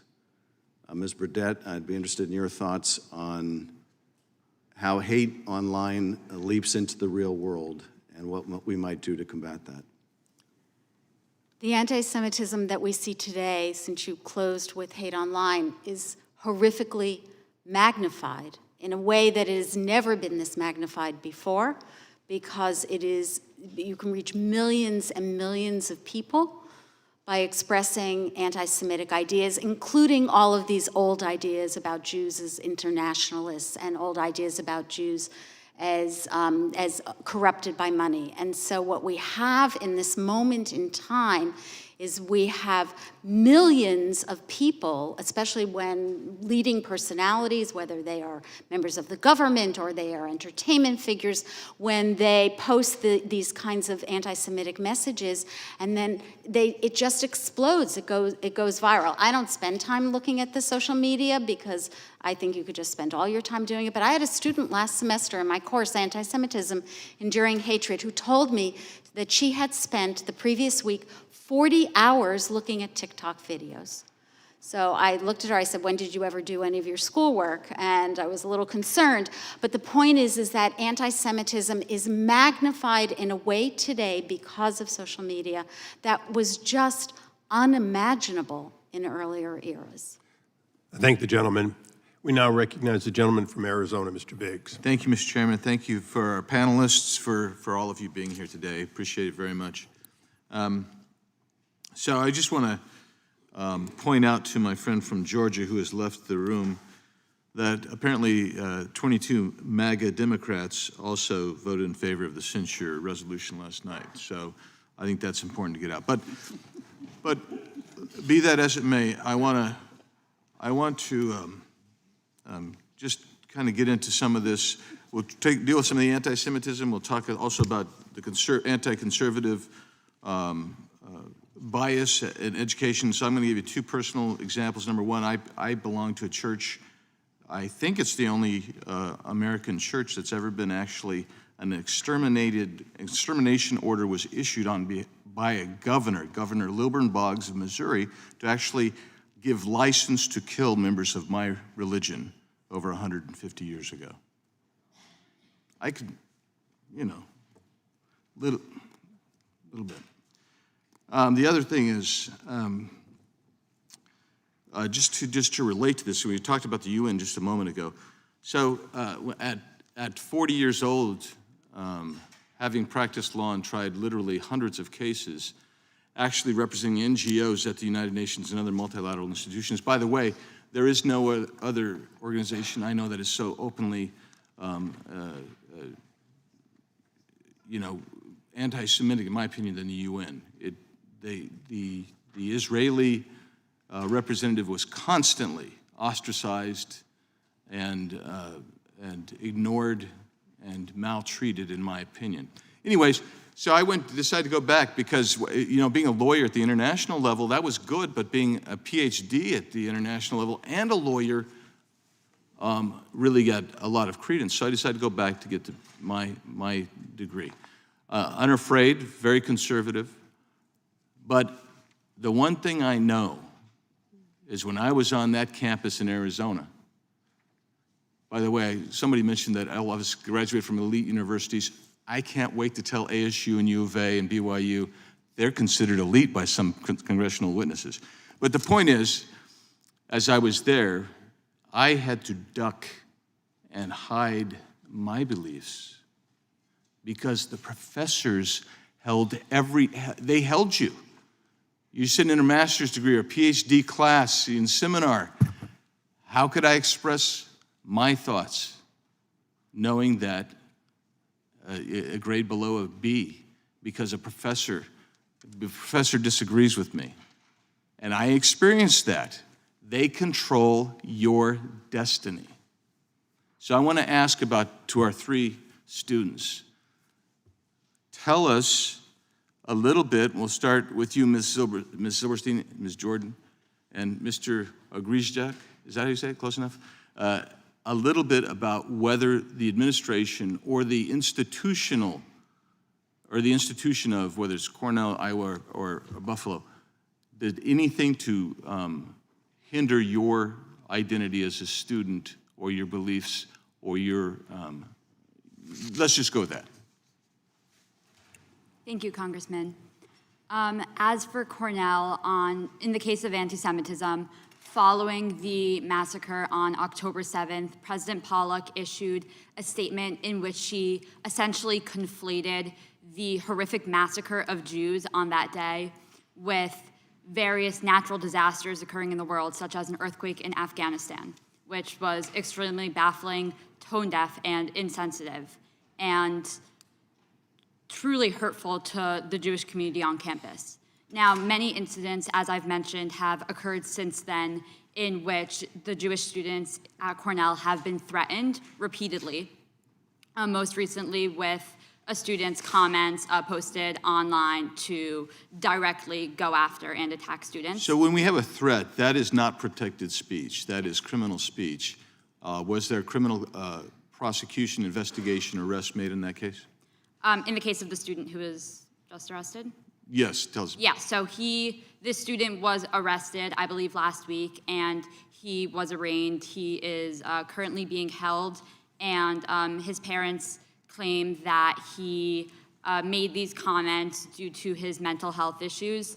But regardless of any, mental health issues that could have caused these statements, it's evident that the sentiment created on campus by professors and students alike of pervasive and just widespread anti-Semitism and anti-Israel rhetoric has created such an atmosphere that has enabled him to make these comments, and that really fuels the fire within many students who may feel hostile to Israel to attack Jews because of it. Mr. Chairman, my time has expired. I asked the questions of the others. May they respond to? Thank you for your question. So our flyers have been torn down, our chalk is washed away, and we even had an advertisement sign for one of our speakers, Chloe Cole, stolen, and the police recovered the sign, but they didn't figure out, I guess, who took the poster. We never received that back. And this stuff has been ongoing, continues to go on, and it's obviously showing that there is an equal opportunity for our speech. The left-leaning students groups, they get their posters, like theirs are literally right next to ours. You can see the remnants of the tape and our poster design still there, but then their posters are completely unattacked. And like I have met with the university president, I've met with other staff members to discuss this, and it just seems like there's no move towards change. I've asked, I was like, okay, what can we do to at least let our messages heard so we can have people attend our events and hear different points of view, and I still haven't received any other options. Because, you know, it's a shame that we have to have different things be done so that we can have our speech heard. We should have the equal opportunity to have our flyers up just like other left-leaning students. We should have equal opportunity for our chalk to be unerased so that, you know, we shouldn't have to do something different. And also all these actions that these students are doing violate school policy. It's very clear in the handbook, and again, it still keeps happening. So I just would like to see something positive, like just us being able to stay represented without being hindered. Thank you for your question. I was very fortunate myself to not face any academic penalty while I was still enrolled at the university. However, I was also a biological sciences major. Oftentimes political topics stayed outside the classroom. However, we did have those 3 professors that I had mentioned in my opening statement circulating a petition, you know, heavily protesting our Michael Knowles event, calling for it to get shut down. So I do recognize as well that while I was lucky, I did not have these professors in class. I recognize other students may not be quite so lucky. And additionally, it was very obvious that the protest following our Ellen West lecture was mishandled. There was danger posed to students. This was widely documented through police reports, yet there was no apology from any university officials. Thank you, Mr. Chairman. Thank you. Gentleman yields back. The chair now recognizes the gentleman from California for 5 minutes. Ms. Burdett, you are an expert on anti-Semitism, and I want to read a few different statements to you, and if you can just give me a yes or no as to whether you would consider them anti-Semitic. I prefer my kids' new Hanukkah from Kwanzaa. At least it will come with some financial engineering. Anti-Semitic or not? Very potentially. I just think that's what they're about, is making money, in a reference to Jared Kushner and his Jewish family. You think that's anti-Semitic? Anti-Jewish stereotype. Planned Parenthood was made by Margaret Sanger, a known eugenics with the KKK to control the Jew population. When I say Jew, I mean the 12 lost tribes of Judah, the blood of Christ, who the people known as the race black really are. This is who our people are. Anti-Semitic or not? A little too confusing for me to decipher. We'll get to that. This ain't a game. I'm going to use you as an example to show you the Jewish people that told you to call me that no one can threaten or influence me. I told you this is war. Now gonna get you some business. Still confusing? Uses 2 stereotypes about Jews as being motivated only by business and having nefarious control that isn't real. Last one. I'm a bit sleepy tonight, but when I wake up, I'm going DEFCON 3 on Jewish people. The funny thing is, I actually can't be anti-Semitic because black people are actually Jew. Also, you guys have toyed with me and tried to blackball anyone who opposes your agenda. What do you think about that one? Anti-Semitic. Yeah. So what I'm concerned about is that we have anti-Semitic posts coming from this committee. And last October, the chairman tweeted out on October 6th, Kanye, Elon, Trump. Those 5 statements that I just read to you were from Kanye West, who had made a number of anti-Semitic statements before this tweet was put up, and then made the DEFCON statement about a day after the tweet was put up. I, the chairman at the time, Chairman Nadler, many people in the Jewish community asked the chairman, Chairman Jordan, to take this down. And it wasn't just members of Congress. It was nonpartisan Jewish organizations who said, Kanye West is anti-Semitic. I don't know what you're doing, but please do not give him a platform by leaving this tweet up. It stayed up for months. Defiantly, the chairman kept this tweet up. So, Mr. Chairman, I want to be just today your accountability partner your online accountability partner, and just go through your social media. Because if we're going to have a hearing about anti-Semitism, we can't allow a tweet like this to be posted on our side or your side. In 2019, Chairman Jordan also tweeted at Tom Steyer and used the $ for Steyer to spell his name. Again, known Jewish philanthropist playing into what Ms. Burdett mentioned earlier, tropes about Jewish people and money. So this committee should have a conversation and a hearing about anti-Semitism. But I would first insist that the chairman, I don't know why he put this tweet up. Either he believes it, which I hope is not the case, or he just wanted to own the libs. And if that's what you're doing, you're hurting a lot of people by keeping that tweet up for so long, especially knowing what it represents. And if we're talking about being your online accountability partner, Chairman, you still have a subpoena in your inbox that's about 500 days old. And with that, I'll yield back. Gentleman yields back. The chair now recognizes the gentleman from California, Mr. McClintock. First, does the chairman wish to dignify that with a response? No, I don't. Yield time. You know, it seems to me there are only two ways I know of to resolve our differences as human beings. There's reason and there's force. I don't know of any other way. The American founders established an empire of reason and democracy. Freedom of speech is the beating heart of democracy. In fact, the sole purpose of this building and the others like it in this complex is solely to talk out our differences and resolve them. It seems to me there's only one way to separate truth from lies or wisdom from folly, and that's to expose one to the other and then trust the people to sort out the difference. That's our entire form of government is based on that. Speech can be ugly, it can be disgusting, hateful, prejudiced, alarming, but it can never be dangerous to a free society as long as men and women of goodwill have the freedom to dispute it, to challenge it, and to reject it. I've never been comfortable with this concept of hate speech simply because it's always seemed to be a very short step between banning hate speech and banning speech we hate.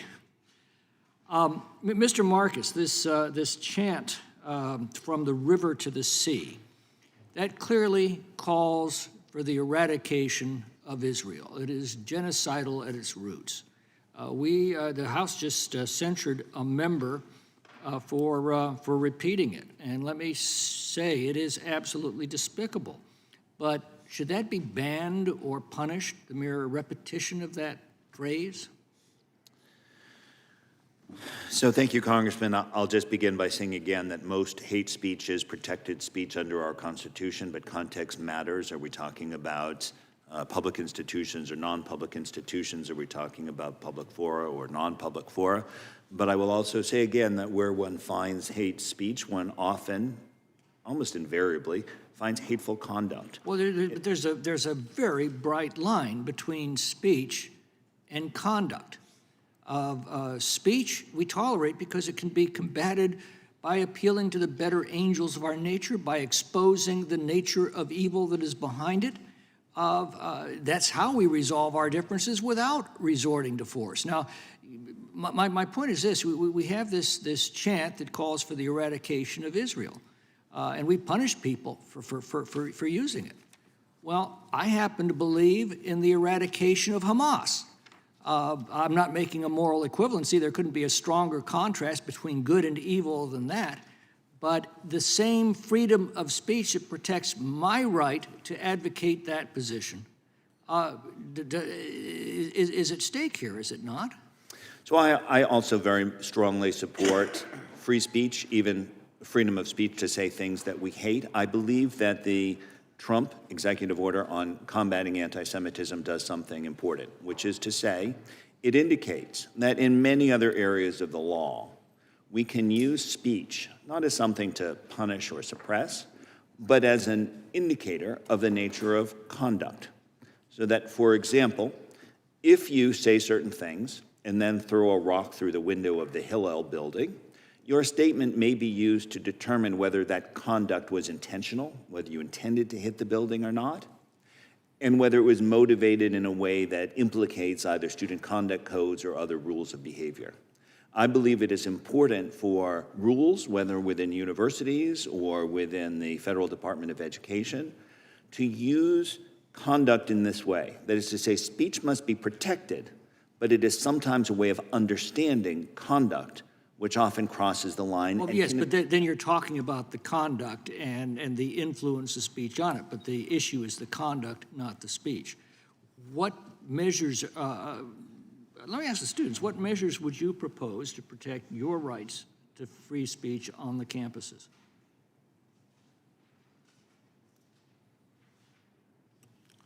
Ultimately, I would just ask for less pushback from the university. I mean, if as long as we can more equally represent all perspectives, I think it would be much easier, much more conducive to do so for other students. There is a word for that. It's called tolerance. Correct, yes, and it would be much less of a step up to speak your mind when you know that violence is not coming your way for doing so. Now it is so polarized. I just wish if we could step that back or increase speech, allow others to not face such consequence when doing so. That would promote it. Ms. Jordan? Yeah, so I support what Connor said, and I think really instilling within the campus community that, you know, we need to be more tolerant of others' beliefs, whether we agree with them or not. Like, my school does a free speech training, but, you know, people will just click through that just to get it over with. They're not actually being taught to respect people just because of their beliefs. Like, that's just what we're asking for, to be respected. We aren't asking to be doxxed. We aren't asking to be violently assaulted or harassed or anything like that. We are simply sharing our viewpoint, and we respectfully listen to other students and faculty's viewpoints, but they won't do the same to us. Similar to Mr. Marcus's comments, conduct often follows words. We saw at Cornell after chants of Free Palestine from the river to the sea, which calls for the genocide of the Jewish people and the eradication of the state of Israel, that soon following that, a student posted direct threats to murder Jews on campus. Those are very interrelated, and they cannot be separated. So are you saying the conduct should be banned, or the speech should be banned, or both?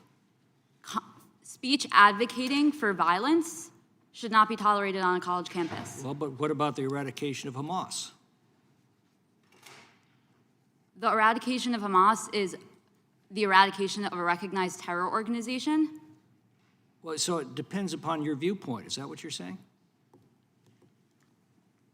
When students who are protesting the Jewish people's right to exist, their fellow students' right to exist, leads directly to violence against those students. Who's going to decide, though, which viewpoint is legal and which one is illegal? That's what concerns me. In a free society, we put all those viewpoints out there and let the people make that judgment for themselves. In the context of a college campus, it is the school has a right, and the school is obligated to protect all of its students from violence, and students should all feel safe on their campus. I know that Cornell is implementing additional DE&I training that now addresses anti-Semitism that all students will be required to complete so that all students feel safe. And there should be similar DE&I training to prevent Islamophobia on campus as well. When talking about college campuses, the main priority is ensuring that students feel safe and that they can freely express their opinions without feeling harmed or that harm is coming their way. Gentleman's time has expired. The chair now recognizes the gentlelady from Texas. Thank you, Mr. Chairman. I want to make it very clear that our committee is not undertaking this hearing today because my Republican colleagues actually care about free speech on college campuses or even care about anti-Semitism. These are the same Republican colleagues who've worked tirelessly to defund all efforts for diversity and inclusion initiatives in the appropriations bills. These are the same folks who want to censor and remove books they disagree with from classrooms and school libraries. And the same folks— Gentlelady will suspend just for a second. My point of order was the statement that her Republican colleagues, do not care about anti-Semitism on college campuses or freedom of speech. I would request that those words be taken down because they're absolutely untrue. It's a matter of opinion. Yeah. Matter of opinion, it's not true. The,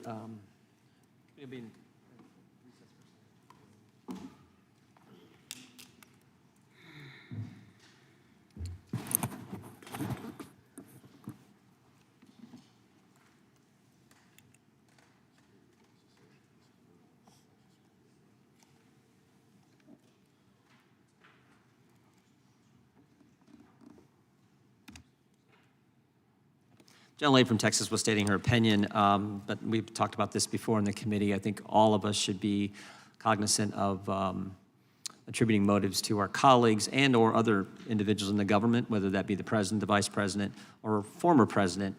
We should all be cognizant of that. The gentlelady is recognized for the remainder for 5 minutes. And I'll correct that. I'll say some of my Republican colleagues. However, again, these are the same folks who've worked to defund efforts for diversity and inclusion initiatives in the appropriations bills. Those are a matter of record. Those votes are available for anyone to view. These are also some of the same folks who want to censor and remove books they disagree with from classrooms and school libraries, and the same folks who balk at the prospect of teaching accurate history lessons on slavery and its repercussions in the United States. All of that is on the record and factual and available for anyone to review. What is going on here is that there is an effort to capitalize on an emotionally charged issue to sow further frustration and division. I have frequently complained and expressed my concerns around the fact that there are egregious efforts to continue to divide our country, and many of those efforts are coming from this committee.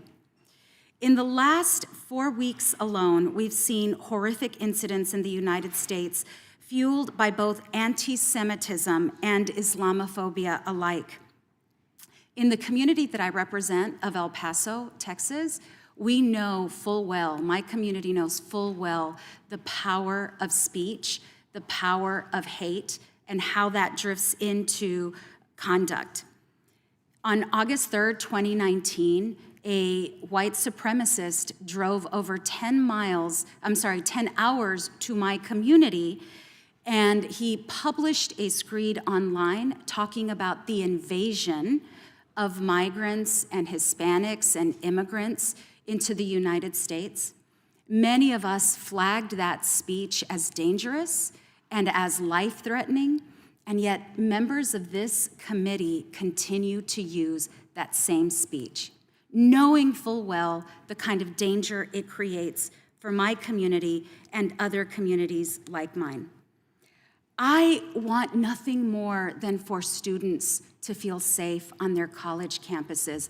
I want all of us to feel safe and be able to express our opinions and to be able to address controversy head-on without fearing for our lives or the lives of people who live with us, among us, near us.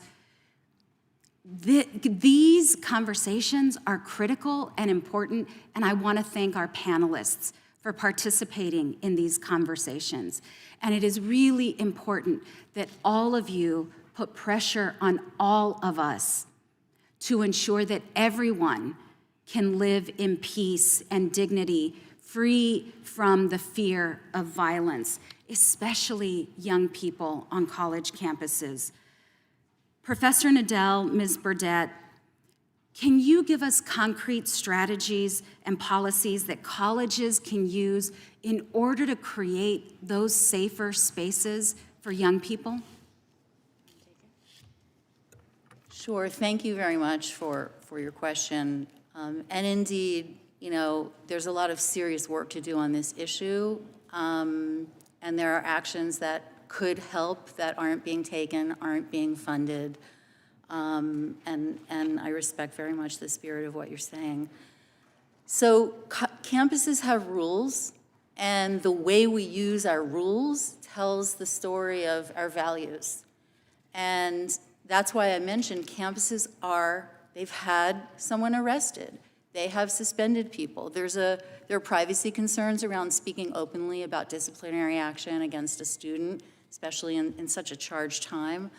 But you get a protest permit, there's an approval process, there are rules you have to follow in that protest, and not all speech is permissible in our country and on a campus. And I think we heard one of the committee members say before that it's just up to people to decide.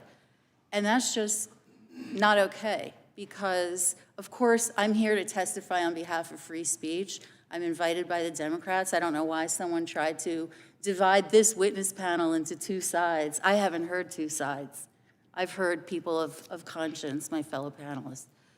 But when you call immigrants vermin invading our country, hate crimes against people who look like an immigrant go up. I'm a practitioner. That's my indicator. When Israel is in the front page and people are fighting about Israel, and you assault a Jew because of their connection to Israel, that's bigotry, that's a hate crime. And words do have consequences. And of course we can walk and chew gum at the same time. I like the Austin Powers movie also, but we are civil society and elected leaders. And we can distinguish the difference between free expression that people don't like, including conservative views that should be aired on campuses. Ms. Jordan should never have been called a Nazi. I was tearing up while she was talking about it. But words have consequences, and we can't just have Lord of the Flies in our free speech marketplace. Thank you for that question. Thank you. Gentlelady yields back. The chair now recognizes the gentleman from Texas, Mr. Hunt. Hey, Mr. Chairman. College and free speech go hand in hand. And college is meant to be a place where students are safe to express ideas and confront ideas that they may or may not necessarily agree with. We've heard for years about microaggressions and how silence is violence. And colleges have spent years condemning and monitoring speech as they deem dangerous. But when actual physical threats of violence occur, do colleges know how to react? Under the logic of the left, microaggressions are hate speech, but physical threats of violence can be free speech depending on if the group being threatened is not oppressed enough. It appears that colleges have labeled everything hate speech but hate speech itself. They claim to be committed to diversity, equity, and inclusion, but the dirty little secret is that there is a hierarchy of oppression within a DEI club. And colleges fail to act when they consider these less oppressed groups to be threatened. Tragically, universities have put their responses to free speech under the DEI lens, and oftentimes that lens fails to respond to threats for fear of angering the DEI gods. I went to Cornell. I earned 3 master's degrees in 4 years from Cornell. I went to Johnson, IRL School, and a master's in public administration. I graduated in 2015. I didn't see any of this when I was there. I cannot believe what has happened over the course of the past year. The threats to you, ma'am, are pretty disgusting. It is not just happening at Cornell, it's happening all over the country. These attacks are not just coming from students. A week after the horrendous Hamas attacks on Israel on October the 7th, Cornell professor Russell Rickford said at a rally, challenged the monopoly of violence, and that terror attacks against defenseless Jews were exhilarating and energizing. I have a motion to submit to the record a letter from Cornell President Martha Pollack addressing that issue, sir. According to this letter, Professor Rickford's punishment is that was placed on this person was a leave of absence for the duration of the academic year, while the university is considering whether or not his personal opinions demonstrate an unfitness to serve. An unfitness to serve. That's it. This man was praising Hamas attacks on Jews, and there needs to be an investigation as to whether or not this guy displayed a fitness to serve. I think this response from Cornell demonstrates the problem going on in our institutions of higher learning today, and I have a sneaking suspicion that if this professor made these hateful statements against Muslim students, black students like me, or trans students, the professor would have been out of a job immediately. No investigation. I dare anybody in this room to tell me I'm wrong based on what we see from Ivy League schools in the past few years. As a Cornell alum and a father of 3 children, I can guarantee you that if this is how this university is going to approach anti-Semitism, my children will not be attending Cornell.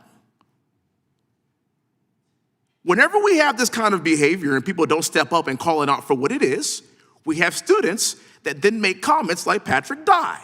He said, if you see a Jewish person on campus, follow them home and slit their throats. Rats need to be eliminated from Cornell.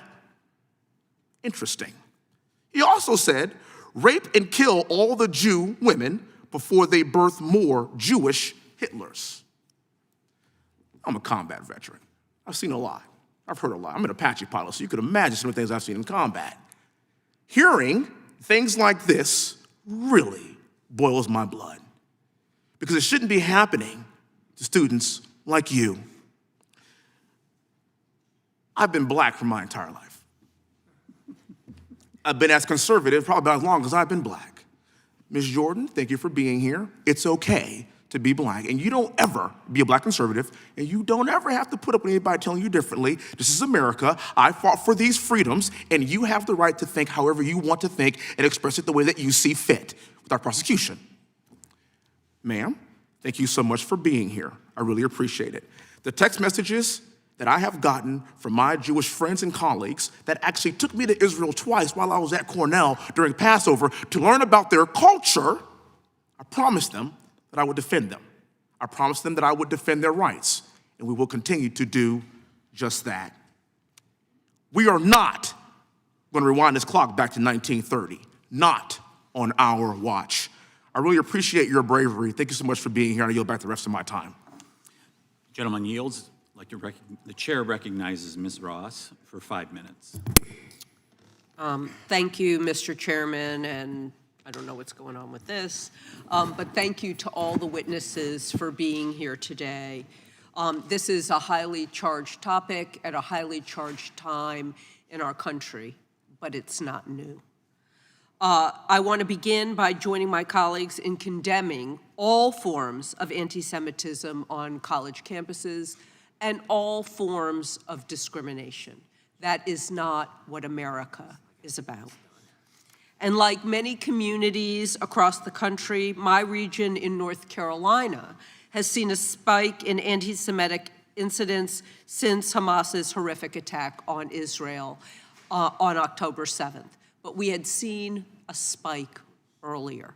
That's why Congress is giving money to religious institutions, in particular to synagogues, to be able to protect people. And when I have worshiped with my constituents, there are armed guards in front of synagogues in my district. I've also spoken to Hillel leaders in North Carolina who have told me that their students in particular have reported an alarming number of anti-Semitic incidents in the past month, and these students fear for their safety. All students, whether Jewish or Muslim, progressive or conservative, deserve a safe learning environment at school. College campuses are supposed to be places where people can discuss ideas, including foreign policy, with civility and with the goal of understanding different perspectives and learning from their peers. This sort of environment is only possible when harassment, discrimination, and behavior that seeks to silence, intimidate, and dehumanize is not allowed. Congress's role here should not be to dictate which perspectives held by students are acceptable, but rather to address this problem writ large. It is the duty of the Department of Education's Office of Civil Rights, an office that my colleagues on the right have refused to fully fund, to help you with this mission. At this moment, when tensions on college campuses are high, we must ensure that the Office of Civil Rights has the tools it needs to properly address anti-Semitism and all discrimination on college campuses. My first question is for Professor Nadal and Ms. Burdett. Could you let's go back to the basics. Why is it important that students at universities have freedom to espouse and explore a wide range of ideas? It's critical that the university continues to uphold the value of free speech. because what happens on the university campuses is that these are the places where our students learn to be future leaders. How are they going to learn to be future leaders if they don't, if they're not exposed to opposite ideas and different points of view? I think one of the most powerful statements came from the Dean of Students at the University of Chicago when he wrote to the entering class of 2020, and he told them that, yes, you have to be on campus. Campus is certainly a place where you cannot be challenged, you cannot be threatened, but there are not going to be trigger warnings in the classrooms, that you cannot shut down a speaker. Speakers have to be able to come and hear the points of view, and I've heard what the students have said about their campuses, but at the University of Chicago, they have upheld the value of hearing these diverse points of view so that when their graduates go out into the world, they can become leaders and they know what people will be saying on multiple sides of issues. So we have to maintain that value. Ms. Burdett, do you have anything to add to that? Of course. I mean, universities have harder jobs than any of us in this room because they have to teach people how to think, not tell them what to think. And we haven't really mastered that. They are chartered. Their mission is to create a platform that students, including some of the young people in this hearing room and Jewish students, can fill with their ideas and their perspectives and their voices. And that's how we learn. And I don't think for 1 minute there's a university that doesn't know what's right and wrong when it comes to was Hamas justified in that massacre. But they have a very hard job. And they agreed in 1967, the University of Chicago issued the Kelvin Principles, which is still a very influential document. And they protected the right of young people to say, I don't want to die in Vietnam, I'm scared. And it wasn't always the predominant view. And so their jobs are hard. We sit around and tell people what to think all the time. It's really harder to teach them how to come to their own conclusions. And I just have utmost respect for the challenge they're facing. We should be helping them do better, not walking away and pulling our marbles and our funding and our kids away. Thank you. Thank you, Mr. Chairman. I yield back. Gentlewoman yields. And I will take 5 minutes for questioning now. First of all, I will deign to respond in regards to the gentleman from California in regards to anti-Semitic tropes, in particular in regards to one gentleman named Tom Steyer. That had nothing to do with anti-Semitism. He was a presidential candidate. He was taking his enormous wealth and putting it into a presidential campaign. And in America, it is fair game to be able to criticize someone when they've chosen to enter the field of politics. And the gentleman, Mr. Steyer, threw in huge dollars. He was described by the gentleman from California as a philanthropist. He was a presidential candidate who was throwing in hundreds of millions of dollars to political campaigns here in America. That is fair game. Using the cudgel of racism to stop free speech is also wrong. Mr. Marcus, if you could do it real briefly. So many of us, I have 3 children, much the same age as them. Where's this intolerance coming from? Where is this intolerance that really is a bit foreign for someone who went to college, a few decades ago?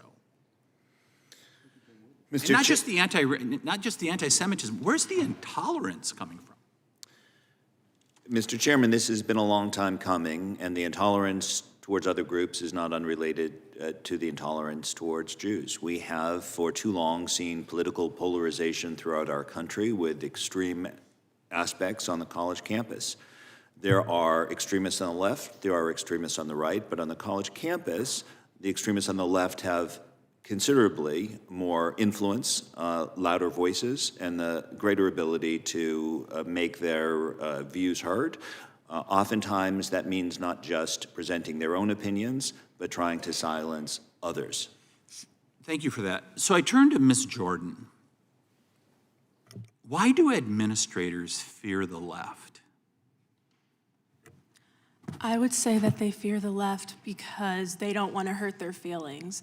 I know that they probably are trying their best to, be equal, be fair, but it honestly feels like they are favoring those students. I know there are a lot of different departments within a Big Ten university, and so some of those, we have a lot of diversity, equity, inclusion spaces. So a lot of those that are, directly funded and directly associated with the university, those are especially the leaders in initiating the activities that I feel like, coddle left-leaning students and empower them to, attack us. Because Mr. Ogrzak, isn't it true that they don't fear you on the right on campus, that you're going to tear things down, that you're going to go out and do a nasty demonstration to deny somebody from coming into the campus who comes from the left point of view to speak?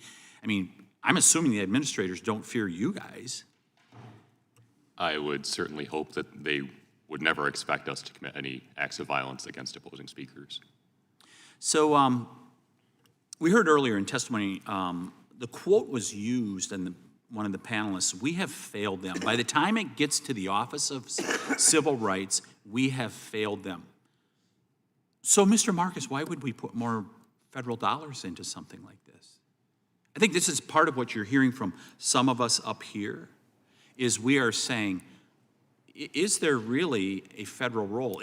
Should we be pumping more federal dollars in? In fact, as we put more federal dollars in and we hear about more intolerance, less tolerance for free speech, are we going in the wrong direction by saying, federal government, you should try to do more? Because maybe the federal government is being counterproductive. Mr. Chairman, my experience with the Office for Civil Rights is that it has had lean years and it has had fat years. In either case, the head of that agency has been able to do what the head feels needs to be done. That is to say, there may be in a particular year 15 or 17 or 19,000 cases, but the number of anti-Semitism cases will never be 1% and will seldom be 0.1%. So it is my sense that while there may be political reasons and a host of policy reasons to support either increases or decreases of the budget for that agency, and the Brandeis Center is a nonpartisan group, we don't support others, that the Office for Civil Rights can focus the resources it needs on fighting the problems that needed to be fought, as long as it has the political will and regardless of the budget in a particular year. I want to get one more question in here for Ms. Silberstein. By the way, you are engaged with one of the most incisive questioners we have up here in Mr. McClintock. It is a terrific lesson many of us have learned. And why not tell parents just take your dollars elsewhere? If Cornell is going to act the way they do, Madison, University of Madison refuses to condemn pro-Hamas demonstrators chanting glory to the murders. Why not just tell parents to take your dollars elsewhere? Of course, private individuals are entitled to do what they wish with their money. With regard to sending students to these schools, I've been faced with that question numerous times, and I've had to grapple with it myself about why I would put myself in such a situation that could potentially lead to my own harm. And I have gone to a Jewish day school my entire life, and coming to Cornell, I was hoping to encounter a variety of diverse perspectives from whom I'd be able to learn. And upon coming here, I've realized that, I've been hit with a lot of hatred and virulent anti-Semitism, and it's something that makes me feel the need and the right to be there more, to combat it, and to continue to fight against it, and to not let it win. I want to thank all the witnesses for being here today. Thank you very much. May I have a minute to clarify my words that were used? Is that possible within the rules? Sure, the chair will give you let's take a minute. Go ahead. Thank you. Thank you very much, Mr. Chairman. So I'm the one who said we failed them. And fighting hate and preventing hate is a whole of society job. We all have a job to do. And if all we do is investigate a crime after someone's dead because of their identity, I'm just saying we can interrupt it earlier. I hope we won't throw up our hands about what the United States of America and its government can do to help encourage our society to be more tolerant and moral. So let's please not throw up our hands. Interventions work. And when the FBI counts hate crimes, that is a deterrent. When a school has a policy against hate, all they have to do is post it online. There are less hate crimes. So let's just make the FBI count hate crimes. It's optional right now. Why? So, Ms. Burdett, we can have more of a discussion on this offline. Thank you for your comments. Thank you for the time. I yield and would like to recognize the gentle lady from Georgia for 5 minutes of questioning. Thank you, Mr. Chair. And as a woman of color who's lost her son to murder, the very kinds of bigotry and discrimination and hatred that we're talking about today, I wake up every single morning, and when I see all of the elevated instances of anti-Semitism and bigotry and hatred and just racial division, I ask God every single day, are we losing our humanity? And with that said, first I'd like to thank the committee for holding this critical hearing to highlight the need to fund the Office of Civil Rights at the Department of Education and the importance of diversity, equity, and inclusion offices across our schools as we address these incidents of hate speech across our college campuses. Yes, we have a right to speak our minds. We have a right to share our views and be ourselves, but free speech is an invaluable right that is granted to us by the First Amendment, and we must use it to nurture our diverse and ever-changing country.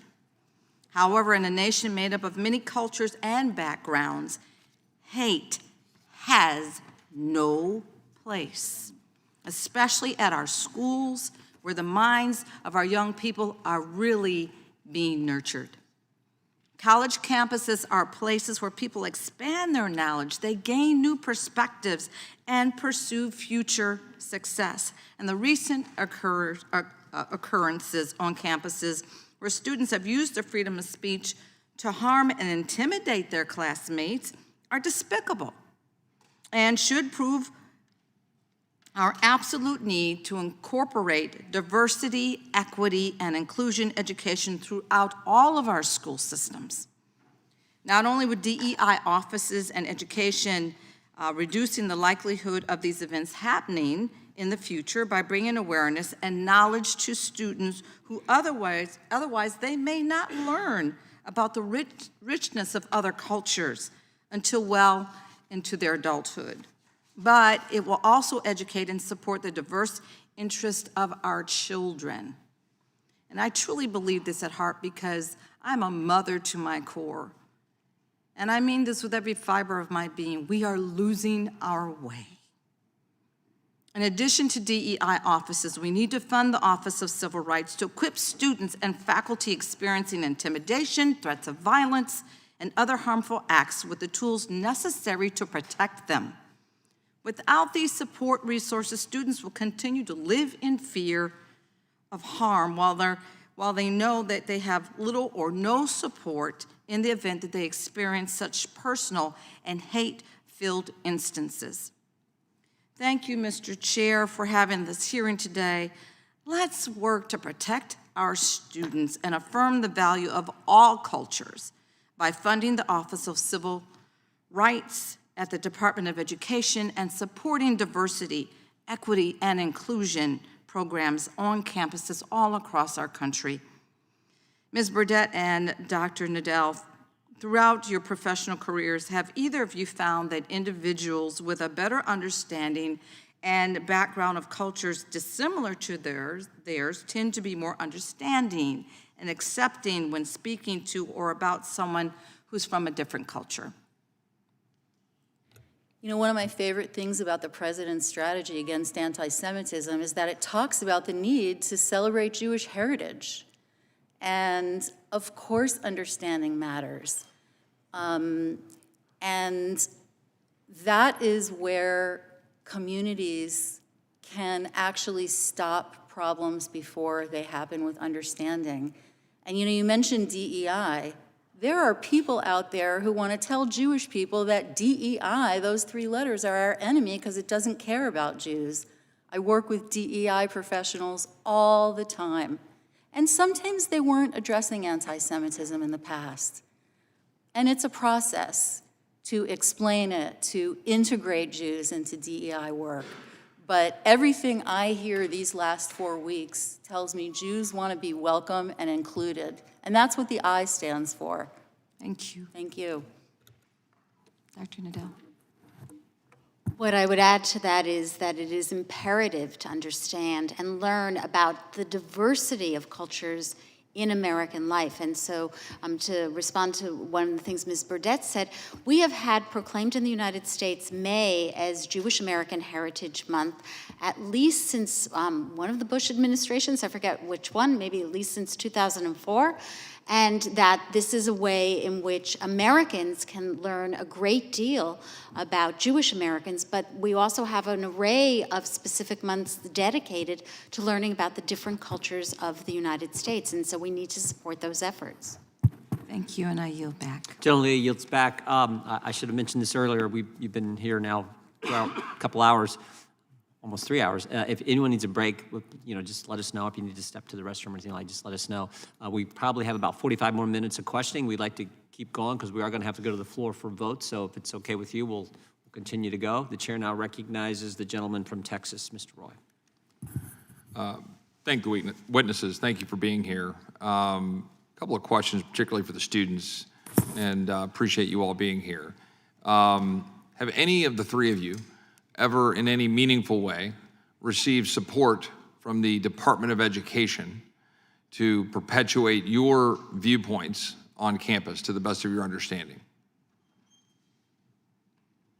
I have not received any supporting sentiments from them, no.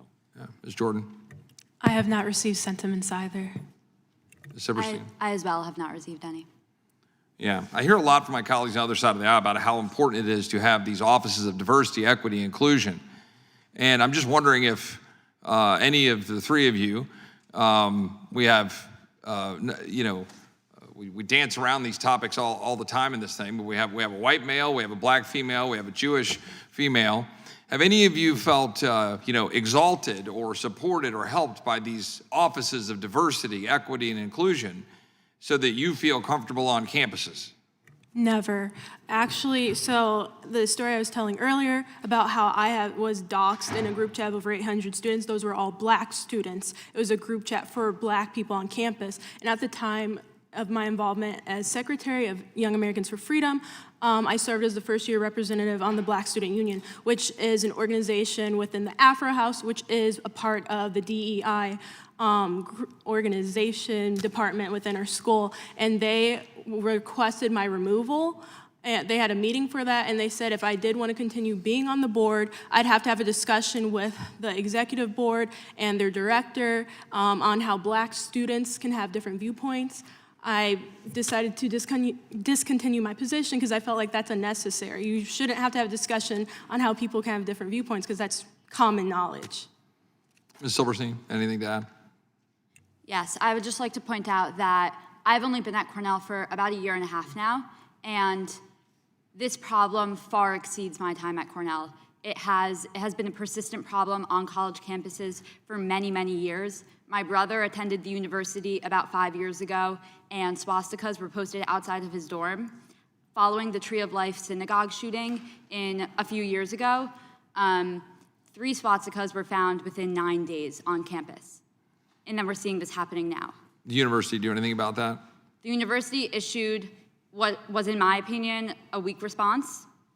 And clearly it is evident that it was weak as it has persisted on campus and nothing is being done to stop these hateful symbols from being spread around campus. Ms. Silverstein, quick question for you and a question for the three of you. So I have this concern right now that I believe that we've got a world in which students fear disagreeing with professors but don't feel afraid for calling for the eradication of Jews, for example.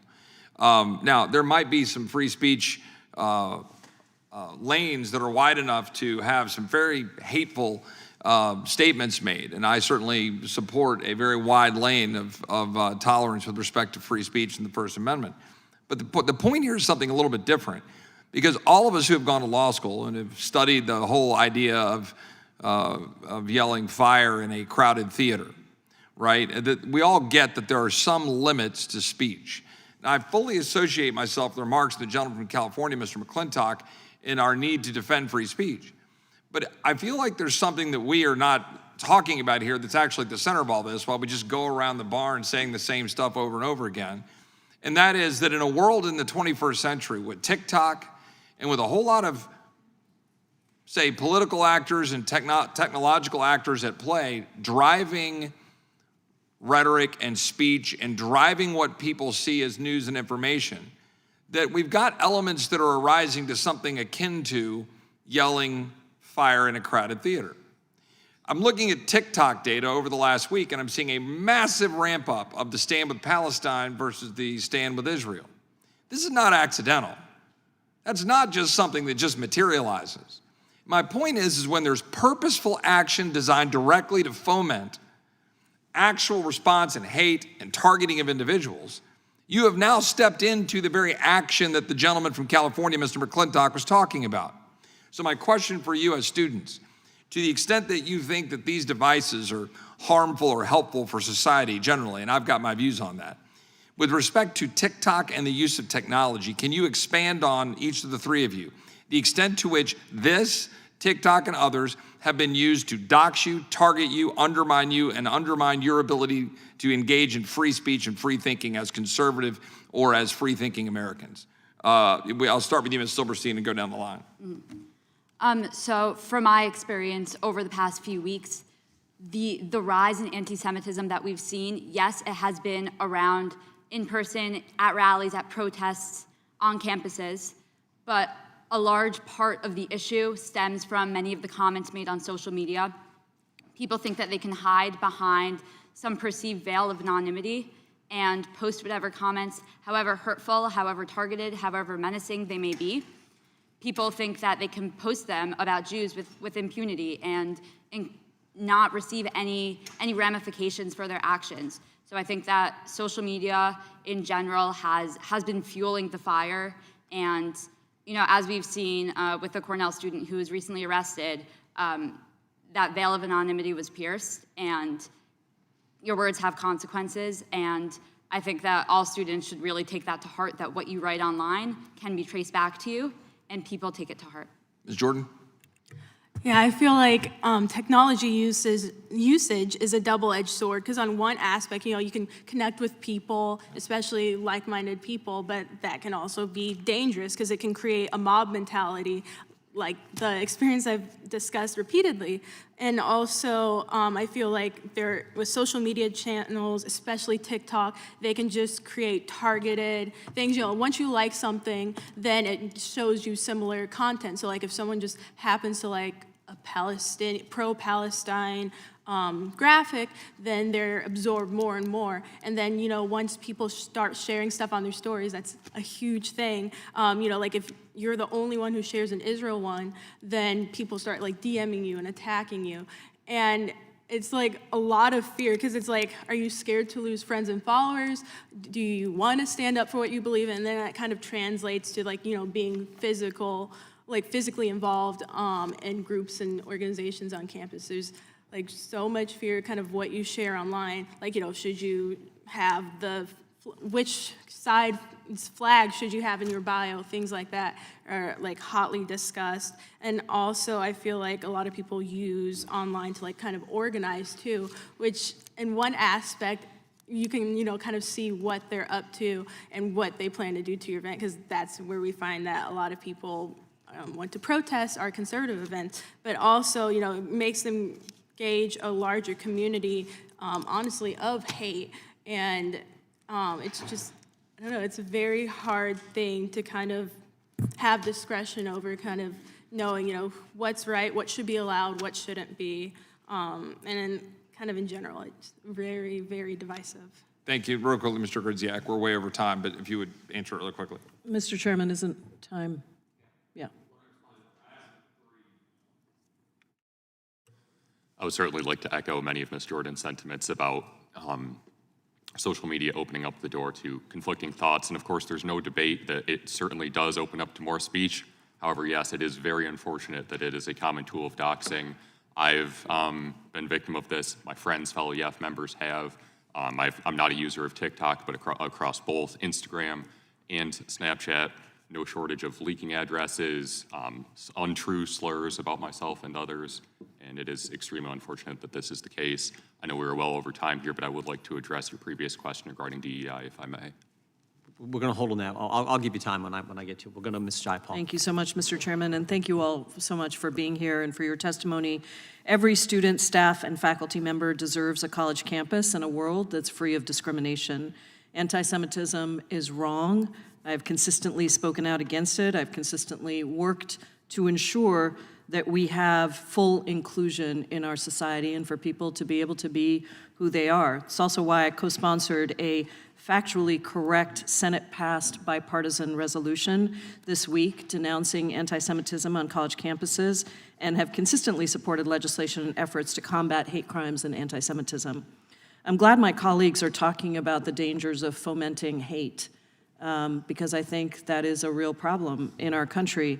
Anti-Semitism is not confined to our nation's universities. According to a January 2023 report entitled Anti-Semitic Attitudes in America, the Anti-Defamation League concluded that 85% of Americans believe at least one anti-Jewish trope, as opposed to 61% in 2019. A more recent ADL report shows a 388% rise in anti-Semitic incidents in the United States since the Hamas attacks, and yet our condemnation is not always consistent, particularly for my colleagues across the aisle. When the former president and 2024 Republican presidential frontrunner Donald Trump fanned the flames of anti-Semitism during his time in and out of office, congressional Republicans failed to call him out on his bigotry. For instance, as Jews all over the world were celebrating Rosh Hashanah in September of 2023, Donald Trump accused the Jewish people who did not support him in 2020 of voting to, quote, destroy America and Israel. Professor Nadel, you mentioned in your opening remarks that you were opposed to Congress legislating any definition of anti-Semitism in 2017, and you remain opposed today. Respecting your stance, can you briefly explain whether Trump's recent statement was anti-Semitic and why? Could you give me the recent statement you want me to respond to? The statement was, he accused, in September of 2023, he accused the Jewish people who did not support him in 2020 of voting to, quote, destroy America and Israel.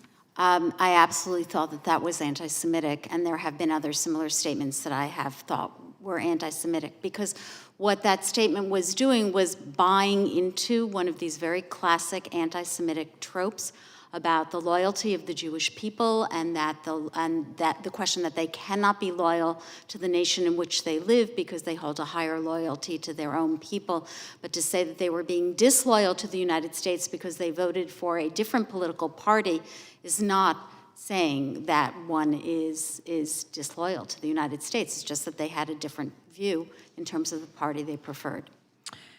Unfortunately, that wasn't the first time that Trump attacked American Jews, nor was it the first time the 2024 Republican presidential frontrunner engaged with anti-Semitism for political means. When white supremacists chanted, quote, Jews will not replace us, end quote, in 2017 as they marched in Charlottesville, Virginia, Donald Trump said, and he was president at the time, said, there were very fine people on both sides. That is an exact quote. Very fine people on both sides. Professor Nadel, you discussed this example in your opening statement. Why are Donald Trump's words here anti-Semitic? They are anti-Semitic because those people who were marching in Virginia were deliberately echoing Nazi practices. The Tiki Torch parade that they had that evening was designed to look exactly like a Nazi stormtrooper parade in the 1930s.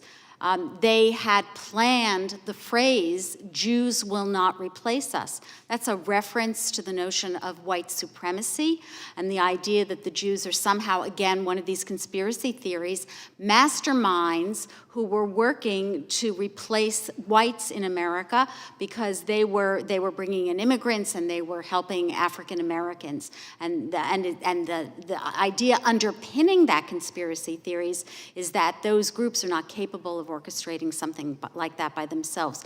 Only a worldwide Jewish conspiracy could do that. Ms. Burdett, anything you want to add to that? You know, I had a great opportunity to work at the United States Holocaust Memorial Museum down the street with the least political people you'll ever meet in your life. And I had the opportunity, just through some amazing historians, to learn a lot about Nazi propaganda and the Goebbels playbook. And one of the key aspects of how Nazi propaganda worked, they said, try to take all of the negativity about Jews. Remember, their anti-Semitism was just a fake lie to blame Jews for what was wrong in their lives. That's what it is today, right, left, center. It's just a lie to blame me for what's wrong in someone else's life. But they said, try to take all the negative characteristics of Jews. It's effective if you can pull it together in the character of one person. And Der Stürmer very famously would have a picture of one Jew. And the historian told me, that's the George Soros conspiracy theory. It's straight out of the Goebbels playbook. And so people should criticize him. He is a philanthropist. It's okay. We've talked about philanthropists before, but we don't always think about that direct connection. That man and that family, pound for pound, are probably, because we have the internet, the largest single targets of anti-Semitism in Jewish history. And it doesn't mean you can't disagree with them, but I learned a lot from those apolitical historians educating me. Thank you. Thank you so much. I hope we speak out against anti-Semitism everywhere that we see it, not just in certain places. Thank you, Mr. Chairman. I yield back. The gentleman yields back. The gentleman from Indiana is recognized. Thank you, Mr. Chairman. Thank you for being here.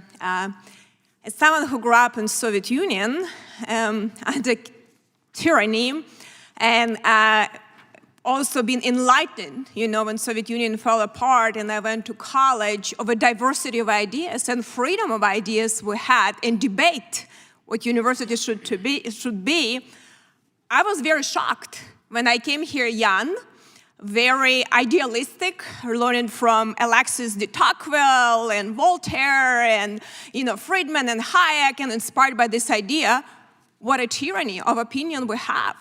And unless you agree with who is in charge, whether the president's a university or who's in charge of government, you actually can have a mob rule and actually, you know, try to intimidate you. So I think it is a very dangerous trend, and I truly believe, you know, if we do not do something about it, we're going to fail as a republic. A lot of people don't realize that republic, we're not a pure democracy for a reason. We actually, you know, republic to protect rights of minority to express opinions unless they're harmful and try to hurt. So I was very disappointed also, and it was very strange to me when I first came here and we started to put people in categories, you know, woman, male, black, white. But I was like, they only did it to Jews in Soviet Union to oppress them. I mean, I was like, why are we doing that? That was very strange to me because it's divisive. It divides us. We're all Americans that believe in our country and our ideas, and we have to fight for them. So my question is for you, Mr. Marcus, just briefly. Do you think we should really rethink how we're doing it, so how we can unite the country with our ideas instead of separating and dividing us constantly, talking about, because it shouldn't matter. I'm like, why should it matter? If I'm female or male, if I am real good at something, I'm going to pursue my happiness. So what do you think? Thank you, Congressman. I agree, and here's the way I would put it. When we see the response of so many college students to such atrocities, the question shouldn't be, do we criticize, do we condemn, do we punish the speech? The question should be, how in the world did we get here? How did we get to a place where a significant portion of students at some of our best colleges and universities, students in many cases who view themselves as progressive leaders, have adopted some of the vilest values that one could possibly imagine? I think we have to say that this is not just a question of do we issue a statement, but do we say these institutions have to be completely rethought, and we have to figure out how is it that the moral fiber has frayed and what can we do to repair it? And I appreciate it. And listen, I'm someone who actually went and, you know, sometimes not a popular thing. I defended some crazy things that Marjorie says, and actually was one of the few Republicans, I wish actually somebody on the other side, who tabled the resolution because it was badly written resolution talking about October 18 event as insurrection. It was an insurrection as well as was January 6th was an insurrection. So let's just be honest. We need to have here start being honest and not play politics with people's life. And I hope people on the other side also will be able to do something where you go against your own party and get attacked and not to be afraid to do it. So my question is for all of you, just quickly, do you believe that diversity of ideas, freedom of speech, including conservative speech, should be protected on college campuses? Ms. Burdett, just yes or no? Yes. Dr. Nadel? Yes. Mr. Marcus? Yes. Ms. Silverstein? Yes. Ms. Jordan? Yes. Mr. Ogryzak, if I said Yes. it right. So do we believe that we do have protection of freedom of speech right now on college campuses? I'll cite you with you, Mr. Ogryzak. Completely? No. Ms. Jordan? Nope. Ms. Silverstein? Mr. Marcus? No, ma'am.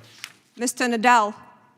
Dr. Nadel, sorry. That's okay. I think we have mechanisms put in place to protect But freedom do we of have it right now protected, freedom of speech and ideas and the real expression that people are not afraid? Based on what some of the students have said, no. Ms. Burdett? Yes, we do. It's messy, and we need to make sure that the rules are applied fairly to these students. So I believe conservative and all speeches are protected right now. All speech is protected by the rules, and humans implement the rules. So when we talk about our implementation, we have all this diversity inclusion, and it's becoming like a tyranny, unless it's the green, right? Is it correct? Are they effective with diversity? I'll talk about giving more money. Department of Education also accredits on help, justifies accreditation, but is it being effective? Just quickly, I know that my time has expired quickly. Are they being effective, this diversity, inclusion, all of this initiative? No, it has not been. No? Ms. Jordan? It has absolutely not been. Ms. Silverstein? Definitely not, no. Mr. Marcus? Diversity and inclusion programs have been a mixed bag at best. Dr. Nadel? They're working on it. Ms. Burdett?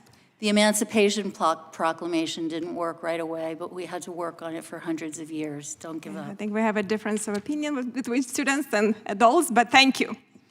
Gentlelady yields back. The gentlelady from Vermont is recognized. Thank you, Mr. Chair. I'll be honest that many parts of this hearing have been extremely difficult to listen to. My grandfather, Leopold Ballant, was murdered in the Holocaust, and my family has warned me my entire adult life that anti-Semitism is always lurking just below the surface. And we are seeing that today in stark relief in this nation, but also around the world. And so it's been personally difficult for me to sit through this, that here we are again. Here we are again. And I also had to pick my jaw off the floor when one of my colleagues on the other side of the aisle bemoaned the use of dehumanizing language on college campuses, because I have not forgotten what was said in a fear-mongering hearing on the dangers of trans Americans.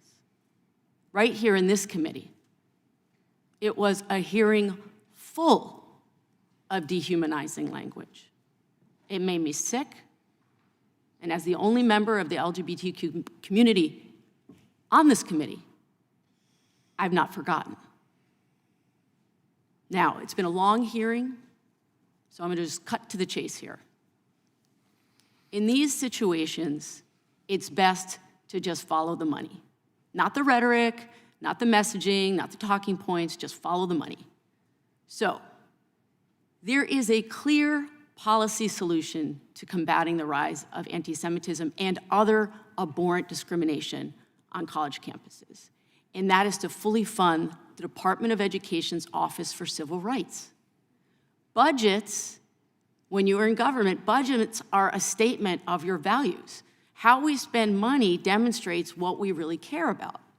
And we should care about the rise in hateful speech and dehumanizing language in America generally, and specifically, as is the topic of this hearing, on college and university campuses. Fear-mongering and hateful speech isn't just destroying our communities, it's actually tearing this nation apart. And so we all have a part in that as well, all of us in Congress. So we can point fingers at college campuses, we can point fingers at what's happening in our elementary schools, but I would also say we have a part in that too, in putting an end to it. Now, it's my understanding that the Office of Civil Rights has already had a reported dramatic increase in Title VI discrimination claims in the wake of the terrorist attack on October 7th.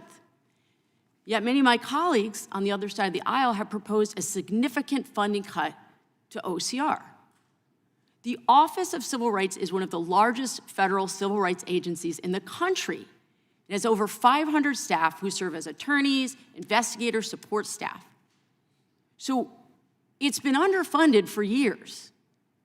And when it's underfunded, people who have cases, people who have claims, the staff's not there to do the investigation, to do the follow-up. So I would ask us to put our money where we say our values are. Now, a cut that has been proposed to the tune of reducing from $131 million to $105 million, that is a significant cut. It will have a detrimental impact on the ability of OCR to do its vital work.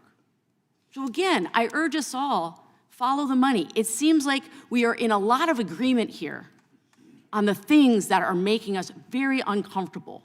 The antidote to speech we don't like is more speech. It's not shouting people down. It's not talking louder. It's not dehumanizing language. It is engaging in meaningful conversations when we have disagreements. It's that simple. So let's fund the office that is dedicated to making sure we're dealing with discrimination on college campuses. So I have 33 seconds. In that time, Ms. Burdett, can you just tell me what would be the ramifications if we were to cut from $131 million down to $105? Just really quickly, just give us a list of what's going to happen if that happens. We know that when hate crime victims and students like these have no place to call, of course, that's a secondary victimization. It means the law enforcement can't respond to you. It means you have no recourse. Why would we take that away? If we are having a hearing, this isn't the PTA that has other tools. This is a House Judiciary Committee where I think we should look at what are the tools available. And we know where we have data about hate, and the Civil Rights, Office of Civil Rights does data collection on what's happening in schools. Data, government's not a university. We collect data because when we know what's happening, we can intervene. We can put resources there. And if we're not here to talk about how the federal government can make my boy safer, then we could be at a PTA meeting or at another kind of organization meeting. And so the budget is a moral document. And I'm even saying it's not enough to have investigators. Can we please invest in interrupting it before it happens? Not a single family of a victim of the Tree of Life shooting feels better that someone was punished. They'd rather have their brother back. Thank you so much. I yield back. The lady yields back. The gentleman from Wisconsin is recognized for 5 minutes. We have 30 more minutes, if that's good. And like I said, if anyone needs a break, feel free to take a break. Mr. Marcus? Chairman, I might take you up on that generous offer. Sure, go right ahead. Short Go break. right ahead. Gentleman from Wisconsin is recognized. Well, it's a good time for Mr. Marcus to leave because I didn't have any questions for you, so go ahead. That's fine. Thank you, Mr. Chair. University of Wisconsin system, of which is located in my home state, has been quite a hotbed for campus free speech issues over the years. Some in this room may remember in 2016 when protesters blocked conservative commentator Ben Shapiro from taking the stage at Young Americans for Freedom event. That was on the campus at UW-Madison. And similarly, when a very conservative speaker, Matt Walsh, came to Madison last year, there were protesters, and those protesters vandalized the student union and the alumni park. According to a freedom of speech survey conducted by the UW system itself in 2022, Over 14% of UW-Madison students believed it was acceptable to disrupt invited speakers whose messages they didn't agree with. I think this is unacceptable, and universities across the country, I think, should be doing more to foster an environment that welcomes kind of an honest discussion and debate. I think there's muscle memory that should happen here, so when we end up in a position where we have elevated and expanded demonstrations, that universities know how to handle those and do it in a responsible way to keep everyone safe. There is a bill, one of my colleagues, Congressman Greg Murphy, has authored it, Campus Free Speech Restoration Act, which requires universities to report First Amendment violations to the Department of Education. The bill, I think, would provide a much-needed check on some of the federally funded institutions, and I'm certainly hoping that this Congress could move swiftly on it. What I wanted to do was just first ask the students that are with us this afternoon to just, are there any examples of a similar situation that may have happened on your campus where a speaker was invited and then they were shouted down or not allowed to actually deliver their full remarks? Ms. Silverstein, you might go first. Thank you, Congressman. Regarding the specific issue of anti-Semitism, I'm not exactly sure. I'm sure that there have been speakers in the past who were not invited or accepted onto campus for their beliefs, but I cannot specifically speak to that. Ms. Jordan? Thank you for your question. None of our speakers have been shouted down, but similar situation when we hosted Matt Walsh. The protesters were like right outside the venue, and they couldn't enter because most of them had signs. And so they blocked the streets. People had a really hard time driving home, getting out. And then we recently hosted Chloe Cole on campus, and the protesters like blockaded the building, so people could not get in or out of the building. My best friend could not get to her class, which is really disappointing. It's like they ask us, like the university, they're like, okay, do you want police at this event? And we're like, sure, but it's like not enough to have the police. Like, we need to ensure that all students feel safe and are able to, access the building. That shouldn't have to be something that's in question. And also, another thing I've noticed is that left-leaning students don't need all this police, all this security at their events. It's like, why do we get so viciously attacked for what we do? Very good. Mr. Ogrzak? Yes, when we hosted Michael Knowles, there was a protest of about 800 to 1,000 community members and students outside. This did foster a pretty intimidating environment for the attendees who were waiting to enter. Fortunately, Mr. Knowles was able to speak. However, when we hosted Lieutenant Colonel Alan West, the second half of that event had opened up to a question and answer session, allowing anyone in the audience to pose a question respectfully if they would like to.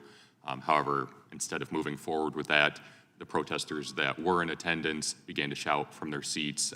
Power to both the speakers and microphones were cut, and this did end our session. Thank you all for being here. I think it's an important part of this hearing today. I yield back.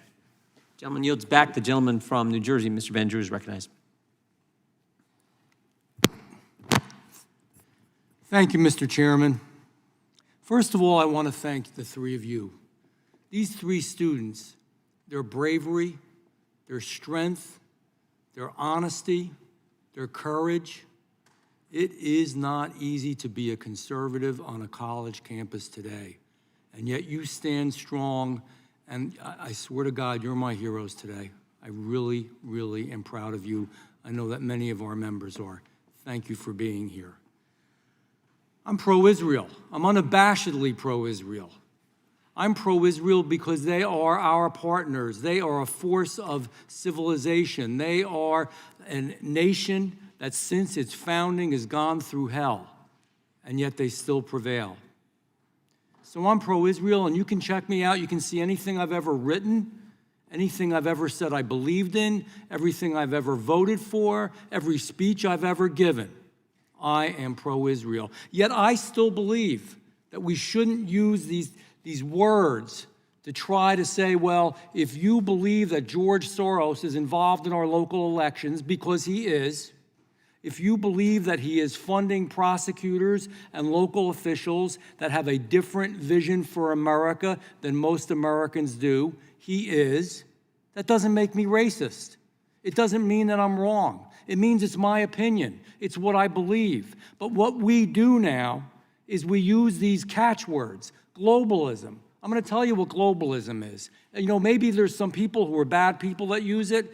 I was at an event recently and I spoke, and this has happened to me numerous times. I talked about Americanism, American exceptionalism, and how we are the shining city on the hill. Damn it, I believe that. And I know the three of you do too. We are a special place. Without us, the world will go into chaos. Are we perfect? No. Globalism says, and this is a theory that's put forth by a lot. When I was at the event, some people came to me because I spoke about all those things, and they said, you're wrong. America's like any other place in the world. They said, we don't believe in Americanism. We don't believe in American exceptionalism. I disagree with them. That doesn't make me racist. It means that I can use the word globalism. I can't help if there's a bad person that uses that word. I still think it's a real issue and a real challenge. So, Dr. Nadel, I'm going to ask you one thing, and I would just like a yes or no answer, and I'm sorry to do that to you, but we're so time constricted. Do you believe in American exceptionalism? I believe that there is an idea of American exceptionalism that has been upheld by scholars Ma'am, I appreciate you. I can't answer him. You can't answer that you believe in American exceptionalism. Okay, that's good. Ms. Burdett, do you believe in American exceptionalism? Please, yes or no? I don't find the question relevant to this hearing. It is very relevant. It's relevant to what's happening on college campuses, but I thank you. Mr., gosh, I have a tough time with you. Oh, Griziak, do you believe in American exceptionalism? Yes or no? Unequivocally, yes, I do. Ms. Jordan, do you believe in American? Undoubtedly, yes, I do. Thank you. Ms. Silverstein, do you believe in American exceptionalism? I do. These are great young people. You have the courage to tell the truth and give an answer. So I want to thank you. You know, I just want to talk about some of my personal experiences real quick, and I'm running out of time. Condoleezza Rice, some people may remember her. It was back, she was a national security advisor, the highest ranking African-American in history at that time, and of the federal executive branch, and she was supposed to speak at my alma mater, Rutgers University, a great school. I was pre-med, pre-dent, and, you know, got a great education. But boy, if you had a different opinion even back then, and this is not, I'm further back than that, and I watched in dismay as the professors at my alma mater led the charge opposing her appearance because they didn't want to hear another opinion. Every student at Rutgers, regardless of their political stance, liberal, conservative, socialist, libertarian, Democrat, Republican, man, it's an exchange of ideas. It's the marketplace of ideas. Do you agree with that? Yes, I do. Ms. Jordan, do you agree with that? Yes, I do. Ms. Silverstein. Yes, I do. And you know why? I'm going to wrap up with this. You know why we don't want to fund DEI? Do you know why we're concerned about the Office of Civil Rights? Because they don't protect their rights. They, you know, now recently they're starting to talk about the Jewish issue more, but basically it was just certain groups, certain left-wing groups, certain groups that were in, you know, it was in vogue to protect certain groups. But damn it, it's not in vogue to protect conservatives. They don't have the same opportunity in their university experience that every single other person does. That is wrong, it's un-American, and that's why it doesn't get funded. Bad things happen when you do bad things, and that's bad. Mr. Chairman, I yield back. Gentleman yields back. Mr. Marcus, do you believe in American exceptionalism? Thank you, Mr. Chairman. I'm sorry Yes, I skipped do. you. I'm sorry. Yes, I do. Didn't want you left out, and I figured that was you. I figured you respond. No, it was a great line of questioning. I appreciate it. The gentleman from Alabama is recognized, Mr. Moore. Thank you, Mr. Chairman. Thank all the witnesses for being here today.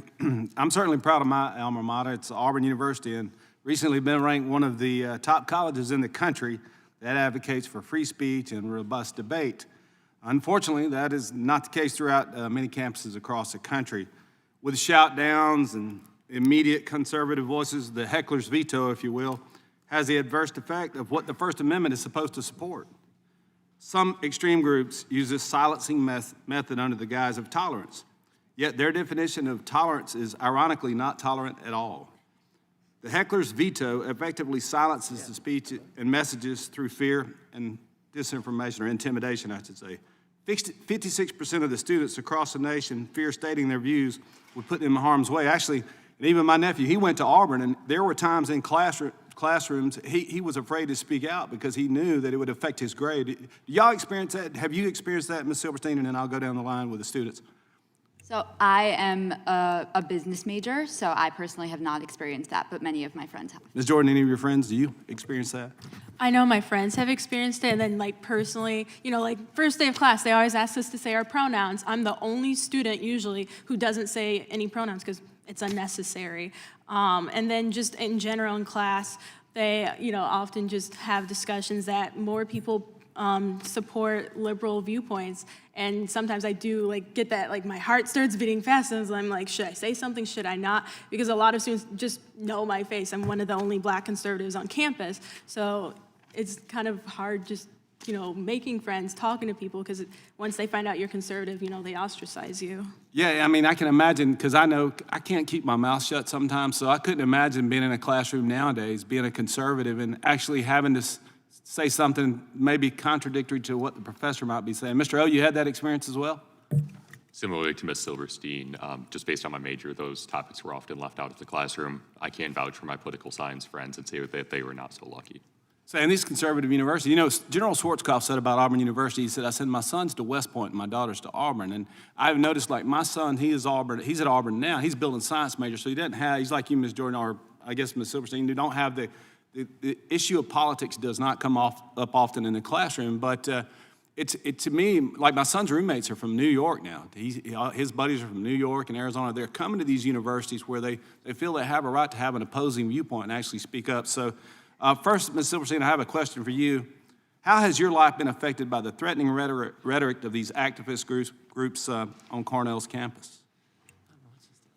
Every day when I walk outside, I question what I do. I question how I appear. I question what I say out of fear that someone might hear me who disagrees or who disagrees with my very existence and could threaten me with any actions. I'm, as the chairman mentioned, I'm on the Chabad board for my university, and I go to Shabbat dinner every Friday night, and I'm scared to walk outside. I'm scared to walk alone without police protecting us.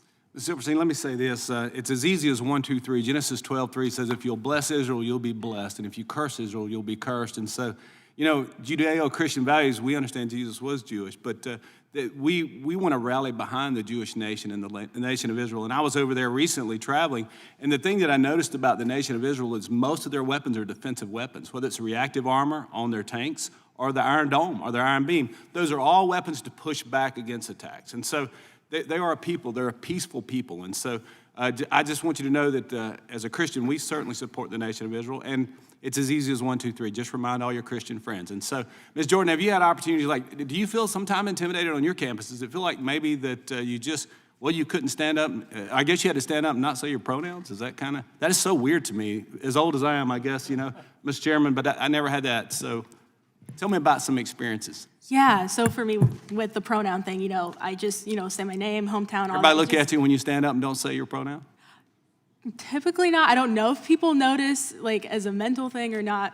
You know, I kind of hope they don't. But yeah, with my experiences, I guess, could you repeat the question again? So have you had an opportunity or an experience where you felt maybe intimidated by other students? Like Ms. Silverstein says, she's a little bit nervous sometime now going to certain events. And Yes, so the second time that I was doxxed, my photo and name, along with several of our other... What's doxxed for us old people? Yes, so it is when your personal information is released. So the first time I was doxxed in that 800-person group chat, my Instagram profile was screenshotted and sent to all those people. It had my name, personal information, things like that. The second time is a screenshot from a group chat, and it had my name and photo along with several other YAF members' names and photos.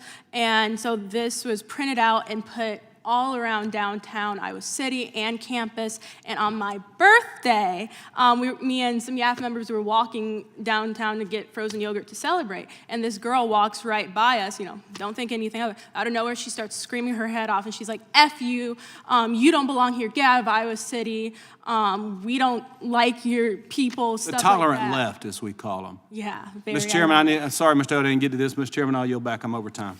Gentleman yields back. The chair now recognizes the gentleman from California, Mr. Kiley. A truly terrible sickness has afflicted colleges and universities in this country, which has reached horrifying levels over the course of the last month.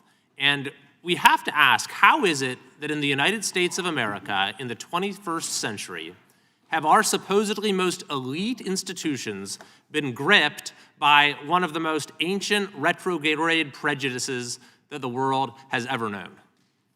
How is it that universities that have systematically suppressed free speech for years, how have they suddenly discovered the First Amendment and invoked free speech as a reason not to condemn terrorism and anti-Semitism? How is it that institutions that have proliferated their diversity, equity, and inclusion bureaucracies are turning a blind eye now to attacks on Jewish students on their own campuses?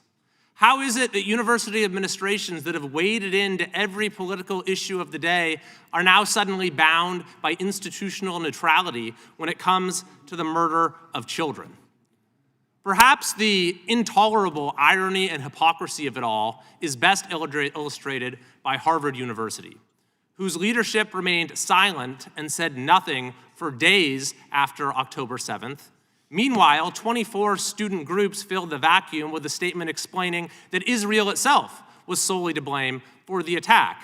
And it was only after enormous criticism from alumni like myself and Representative Elise Stefanik that Harvard President Colleen Gay came out with a very tepid statement, which still refused to condemn the student groups and instead said that Harvard is committed to free expression. The thing is, Harvard is not committed to free expression. There was a recent ranking of how committed 248 universities are to free expression, and Harvard was ranked dead last, number 248, the only institution to receive the abysmal rating. But I actually think that these things are not unrelated. And Mr. Marcus, I think your testimony established that the suppression of free speech and the rise of anti-Semitism actually in some ways go hand in hand. Do you believe that the systematic suppression of free speech on college campuses has served to fuel the rise of anti-Semitism by silencing and excluding Jewish students on campus? Yes, sir, Congressman. I think that there is a culture of intolerance in which certain viewpoints and certain identities are privileged and certain other ones are condemned. We no longer have, on even our greatest college campuses, a sense that we should have a reasoned debate among all, or that every group should be treated with the same degree of equality. What we have is a kind of orthodoxy, which is taken over from the faculty and also the student body. And this has implications not only for conservatives, but for other groups who are disdained within the institution, including Jewish Americans. I'd like to read a portion of a letter from the Legislative Jewish Caucus in California to show just how dire the situation is at the public universities in my own state. This is a letter addressed to the CSU, California State University, and the UC leaders. It says, among numerous other examples, we have heard from Jewish students at UC Berkeley, UC Davis, and San Jose State who report being physically attacked for expressing support for Israel. Jewish students at UC San Diego who required a police escort in order to safely leave a student meeting. Obscene anti-Israeli graffiti on a Jewish ritual space at Cal Poly Humboldt, anti-Israel rallies at USCLA that interrupted classes with hate-filled rhetoric, a social media post by a UC Davis faculty member with knife, axe, and blood emojis calling for violence against Zionists in their homes and in their kids in school, and an increased need for armed security at Jewish student centers on multiple campuses. Shockingly, the letter continues, anti-Israel student groups immediately celebrated the Hamas terrorist attack on October 7th, while the UC Ethnic Studies Faculty Council glorified the largest mass murder, rape, and kidnapping of Jewish civilians since the Holocaust as worthy of support as part of the Palestinian freedom struggle. The letter goes on from these 18 legislators that Jewish students and faculty have shared with us disturbing examples of Jewish students being denied opportunities afforded to other student groups. Examples include administrators providing space on campus to various identity and affinity groups, but not to Jewish student organizations, and at least one Israeli student at UC Berkeley being told she could not participate in a class-related conference because of her nationality. Given your experience at the Civil Rights Division at the Department of Education, do you believe there is more that the department could be doing about this sort of discrimination and activity on campuses? Absolutely. There is more that the department can be doing, and it can do it tomorrow. The department has sent out links for Jewish students to file complaints. It has added language to its complaint forms. That's fine. But there is no reason why the department needs to wait for Jewish students to come to them. The department has the authority to initiate self-directed investigations anytime it opens the newspaper and sees that there is a problem at an institution that receives federal funds, and that's every single day if they're reading the papers. Moreover, Secretary of Education has the authority to commence nationwide compliance reviews in particular areas that are of concern. And again, there's no way that one can pay attention to higher education today and not realize that this is a serious national problem.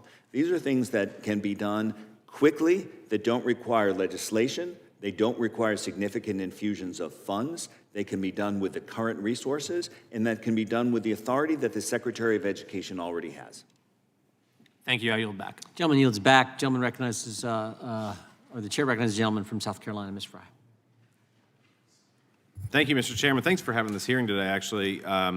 Freedom of speech for me, but not thee, I think is the central theme for conservatives on college campuses. That's the unfortunate truth that we really see perpetuated by college and university administrators across the country. Think about the few examples we've kind of hit on today a little bit, including yours. Riley Gaines was attacked twice when she went to San Francisco State University. And it didn't just stop there. The school kind of glossed over it by saying that students took tremendous bravery for the students who participated peacefully on campus. Or when the acting associate dean for administrative affairs at the University of Arizona sent an email to students that they may be impacted by Charlie Kirk coming to the school and provided them with counseling for anyone who was considered that, I guess, violence of some flavor. Or most recently, just last month, in the classroom at Stanford University, a lecturer asked Jewish students to raise their hands if they were Jewish and put them in the corner of the room and said, that is what happens in Palestine. Colleges and universities should be epicenters of American freedoms. Schools should robustly protect the right of students to defend their position, to articulate their position, to express those viewpoints on campus. These are the labyrinths of our future of this republic. But many college university administrators have shown that their commitment is not to protect free speech unless it is speech in which they agree with. Let's play a video real quick.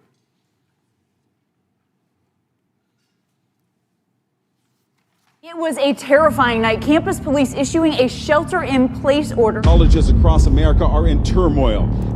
He's a fascist, and Berkeley did not welcome him. College swimmer physically hit by trans rights protesters after speaking at San Francisco State University. Intimidating and bullying a Jewish kid.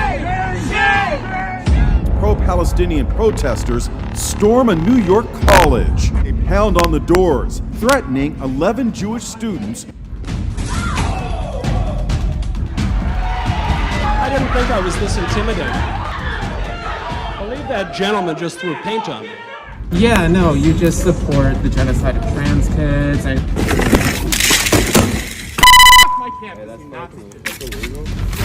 A group called the NYU Anti-Fascists, arguing that McGinnis is a hate speaker with a track record of using incendiary language.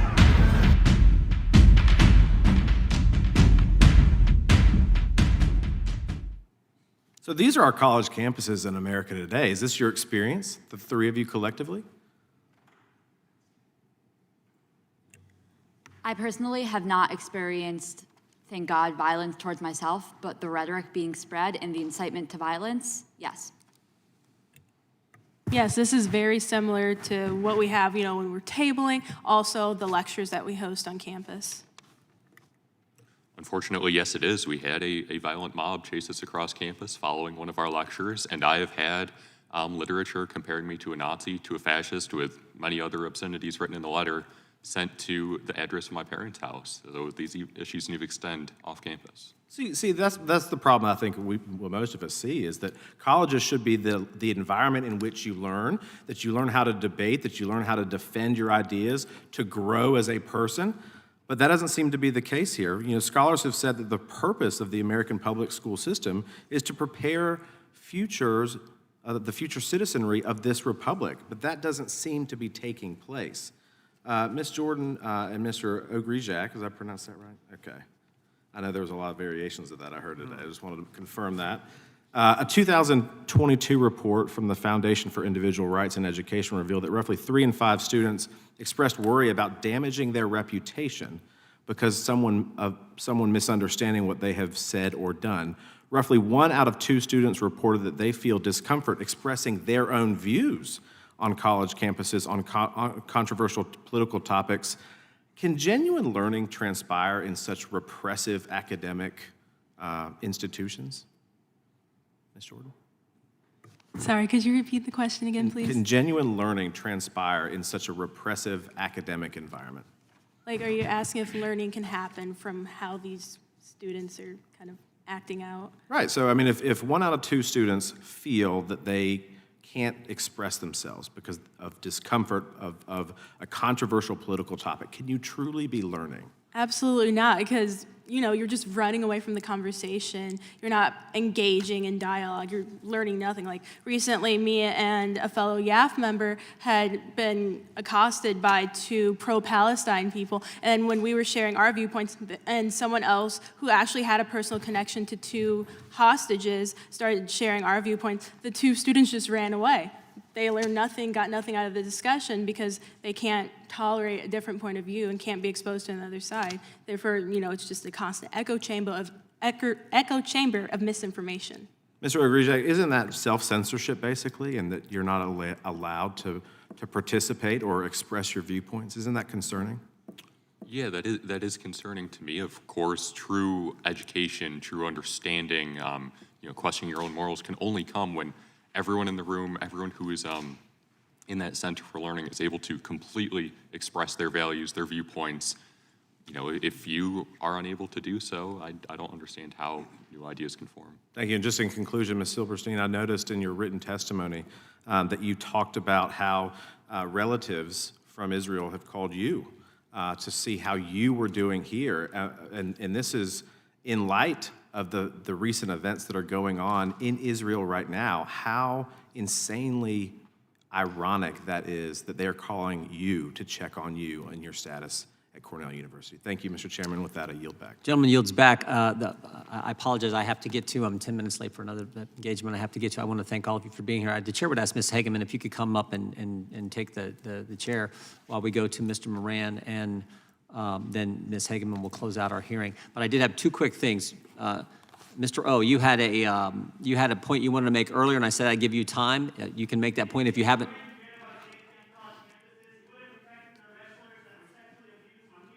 Committee will be in order if we get the Capitol.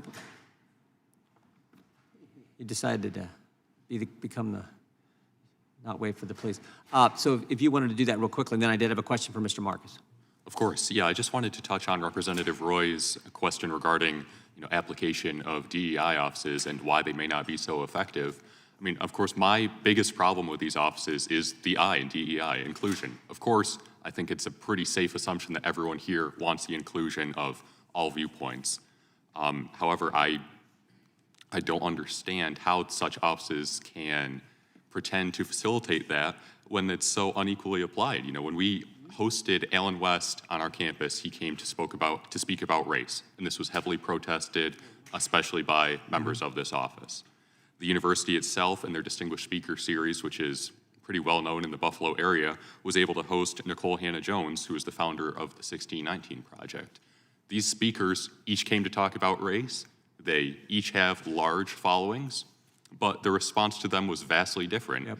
If DEI offices were committed to handling these topics equally, I fail to see why there was this discrepancy. So one of the things I've just recently learned about, you made me think of it, I know on campuses we had these safe spaces, we have free speech and all this stuff that doesn't mean, it seems to me the free speech zone should be everywhere. It's called the First Amendment. But we have these things. But I learned about this issue called no contact orders. Have any of the 3 of you students experienced that dynamic on campus where someone says they don't like your point of view, they report to the DEI officer, someone in the campus in authority, and then there's an order that you're not allowed to have contact with another student because that student is somehow offended by what you believe or what you may have said. Have any of you had any experience with that?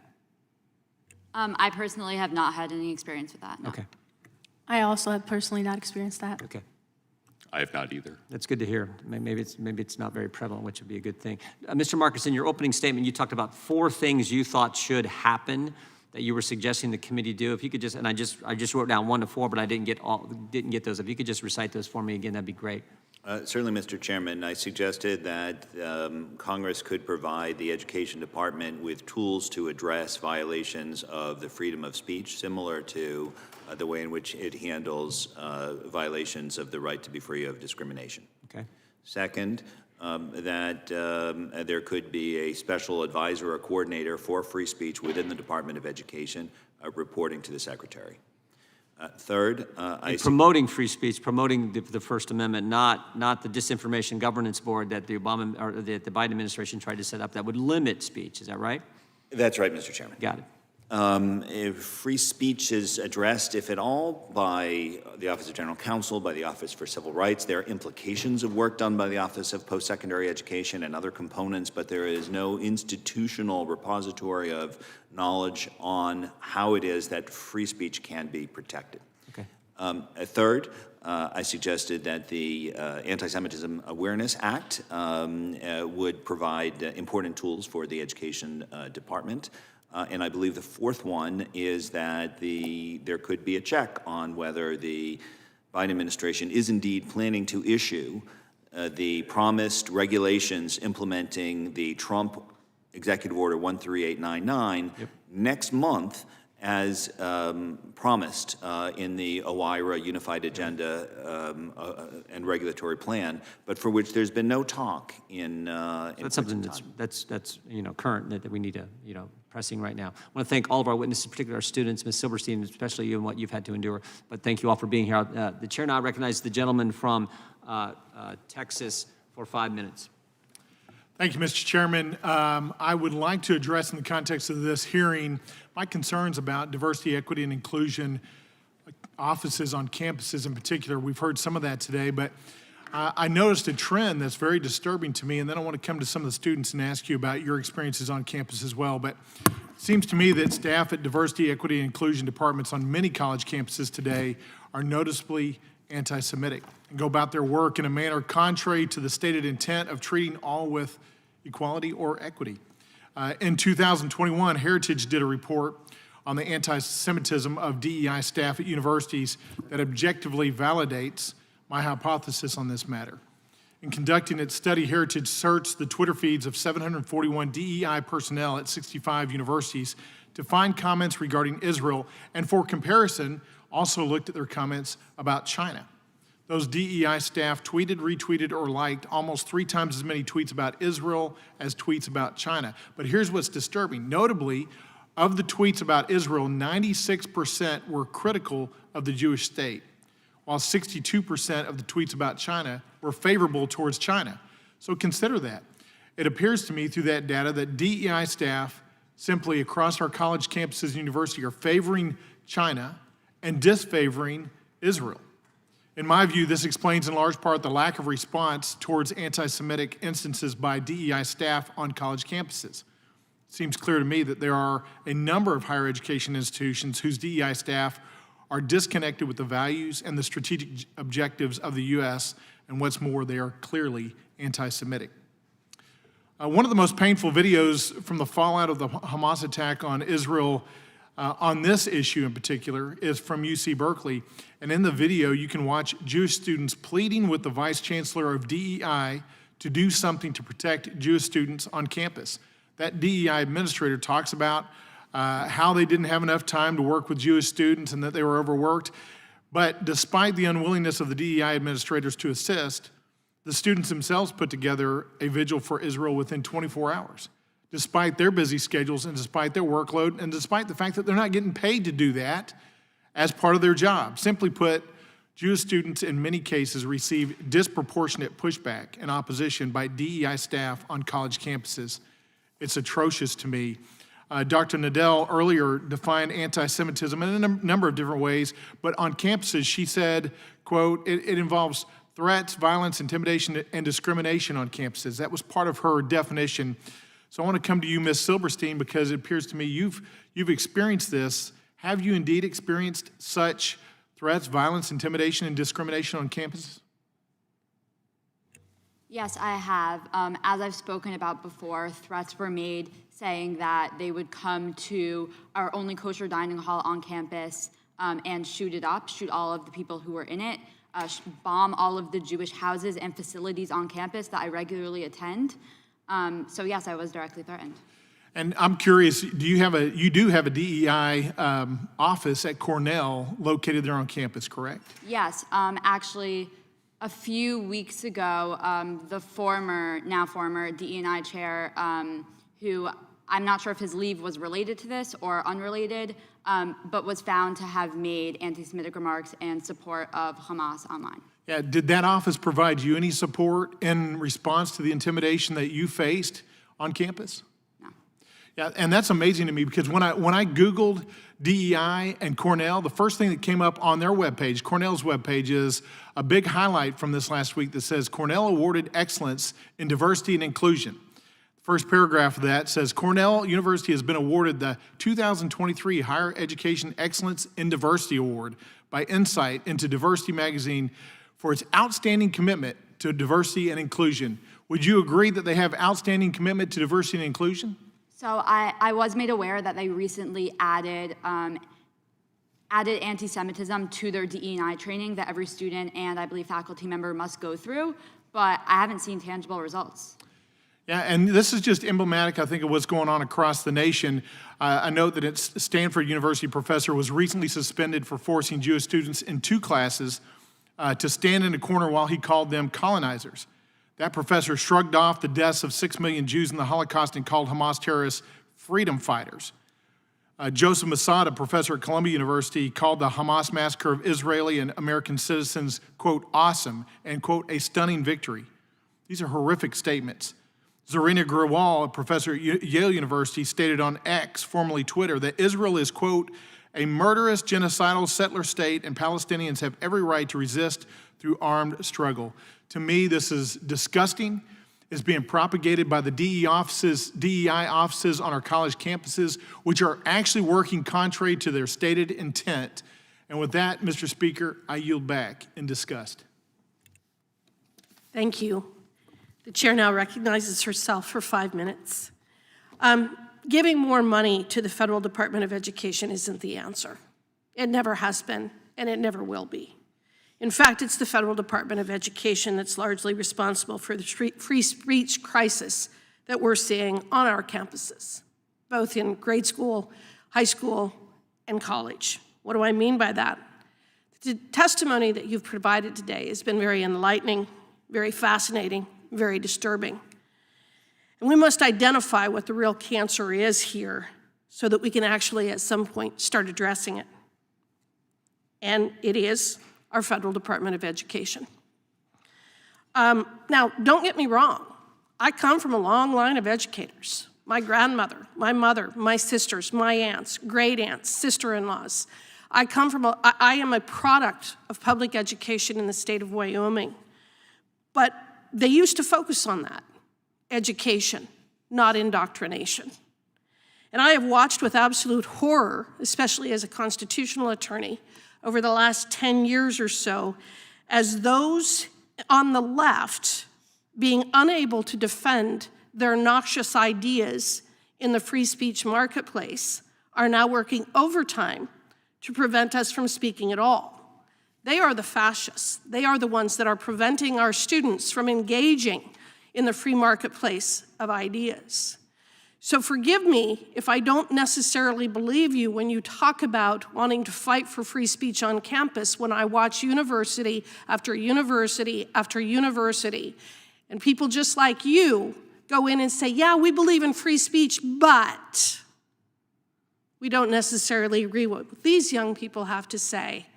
So we don't know that they should be allowed to bring their speakers to campus the way that others should. We've spent an awful lot of time talking about what happened over the last 30 days and what happened on October 7th, and it's definitely at the forefront of our minds. But the very purpose of this hearing was to talk about the importance of free speech on campus and how it has been squelched, how our campuses have been preventing people from engaging in that free marketplace of ideas. Ms. Jordan, I'd like to talk to you for a moment.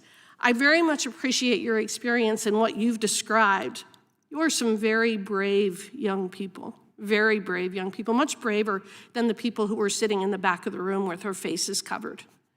You highlight that because of your conservative and Christian values, other students felt you were capable of committing a hate crime or hateful, or that you supported oppression. This seems to be part of a larger trend we are seeing on campuses where opposing views are redefined as violence just to justify attacks on certain viewpoints altogether.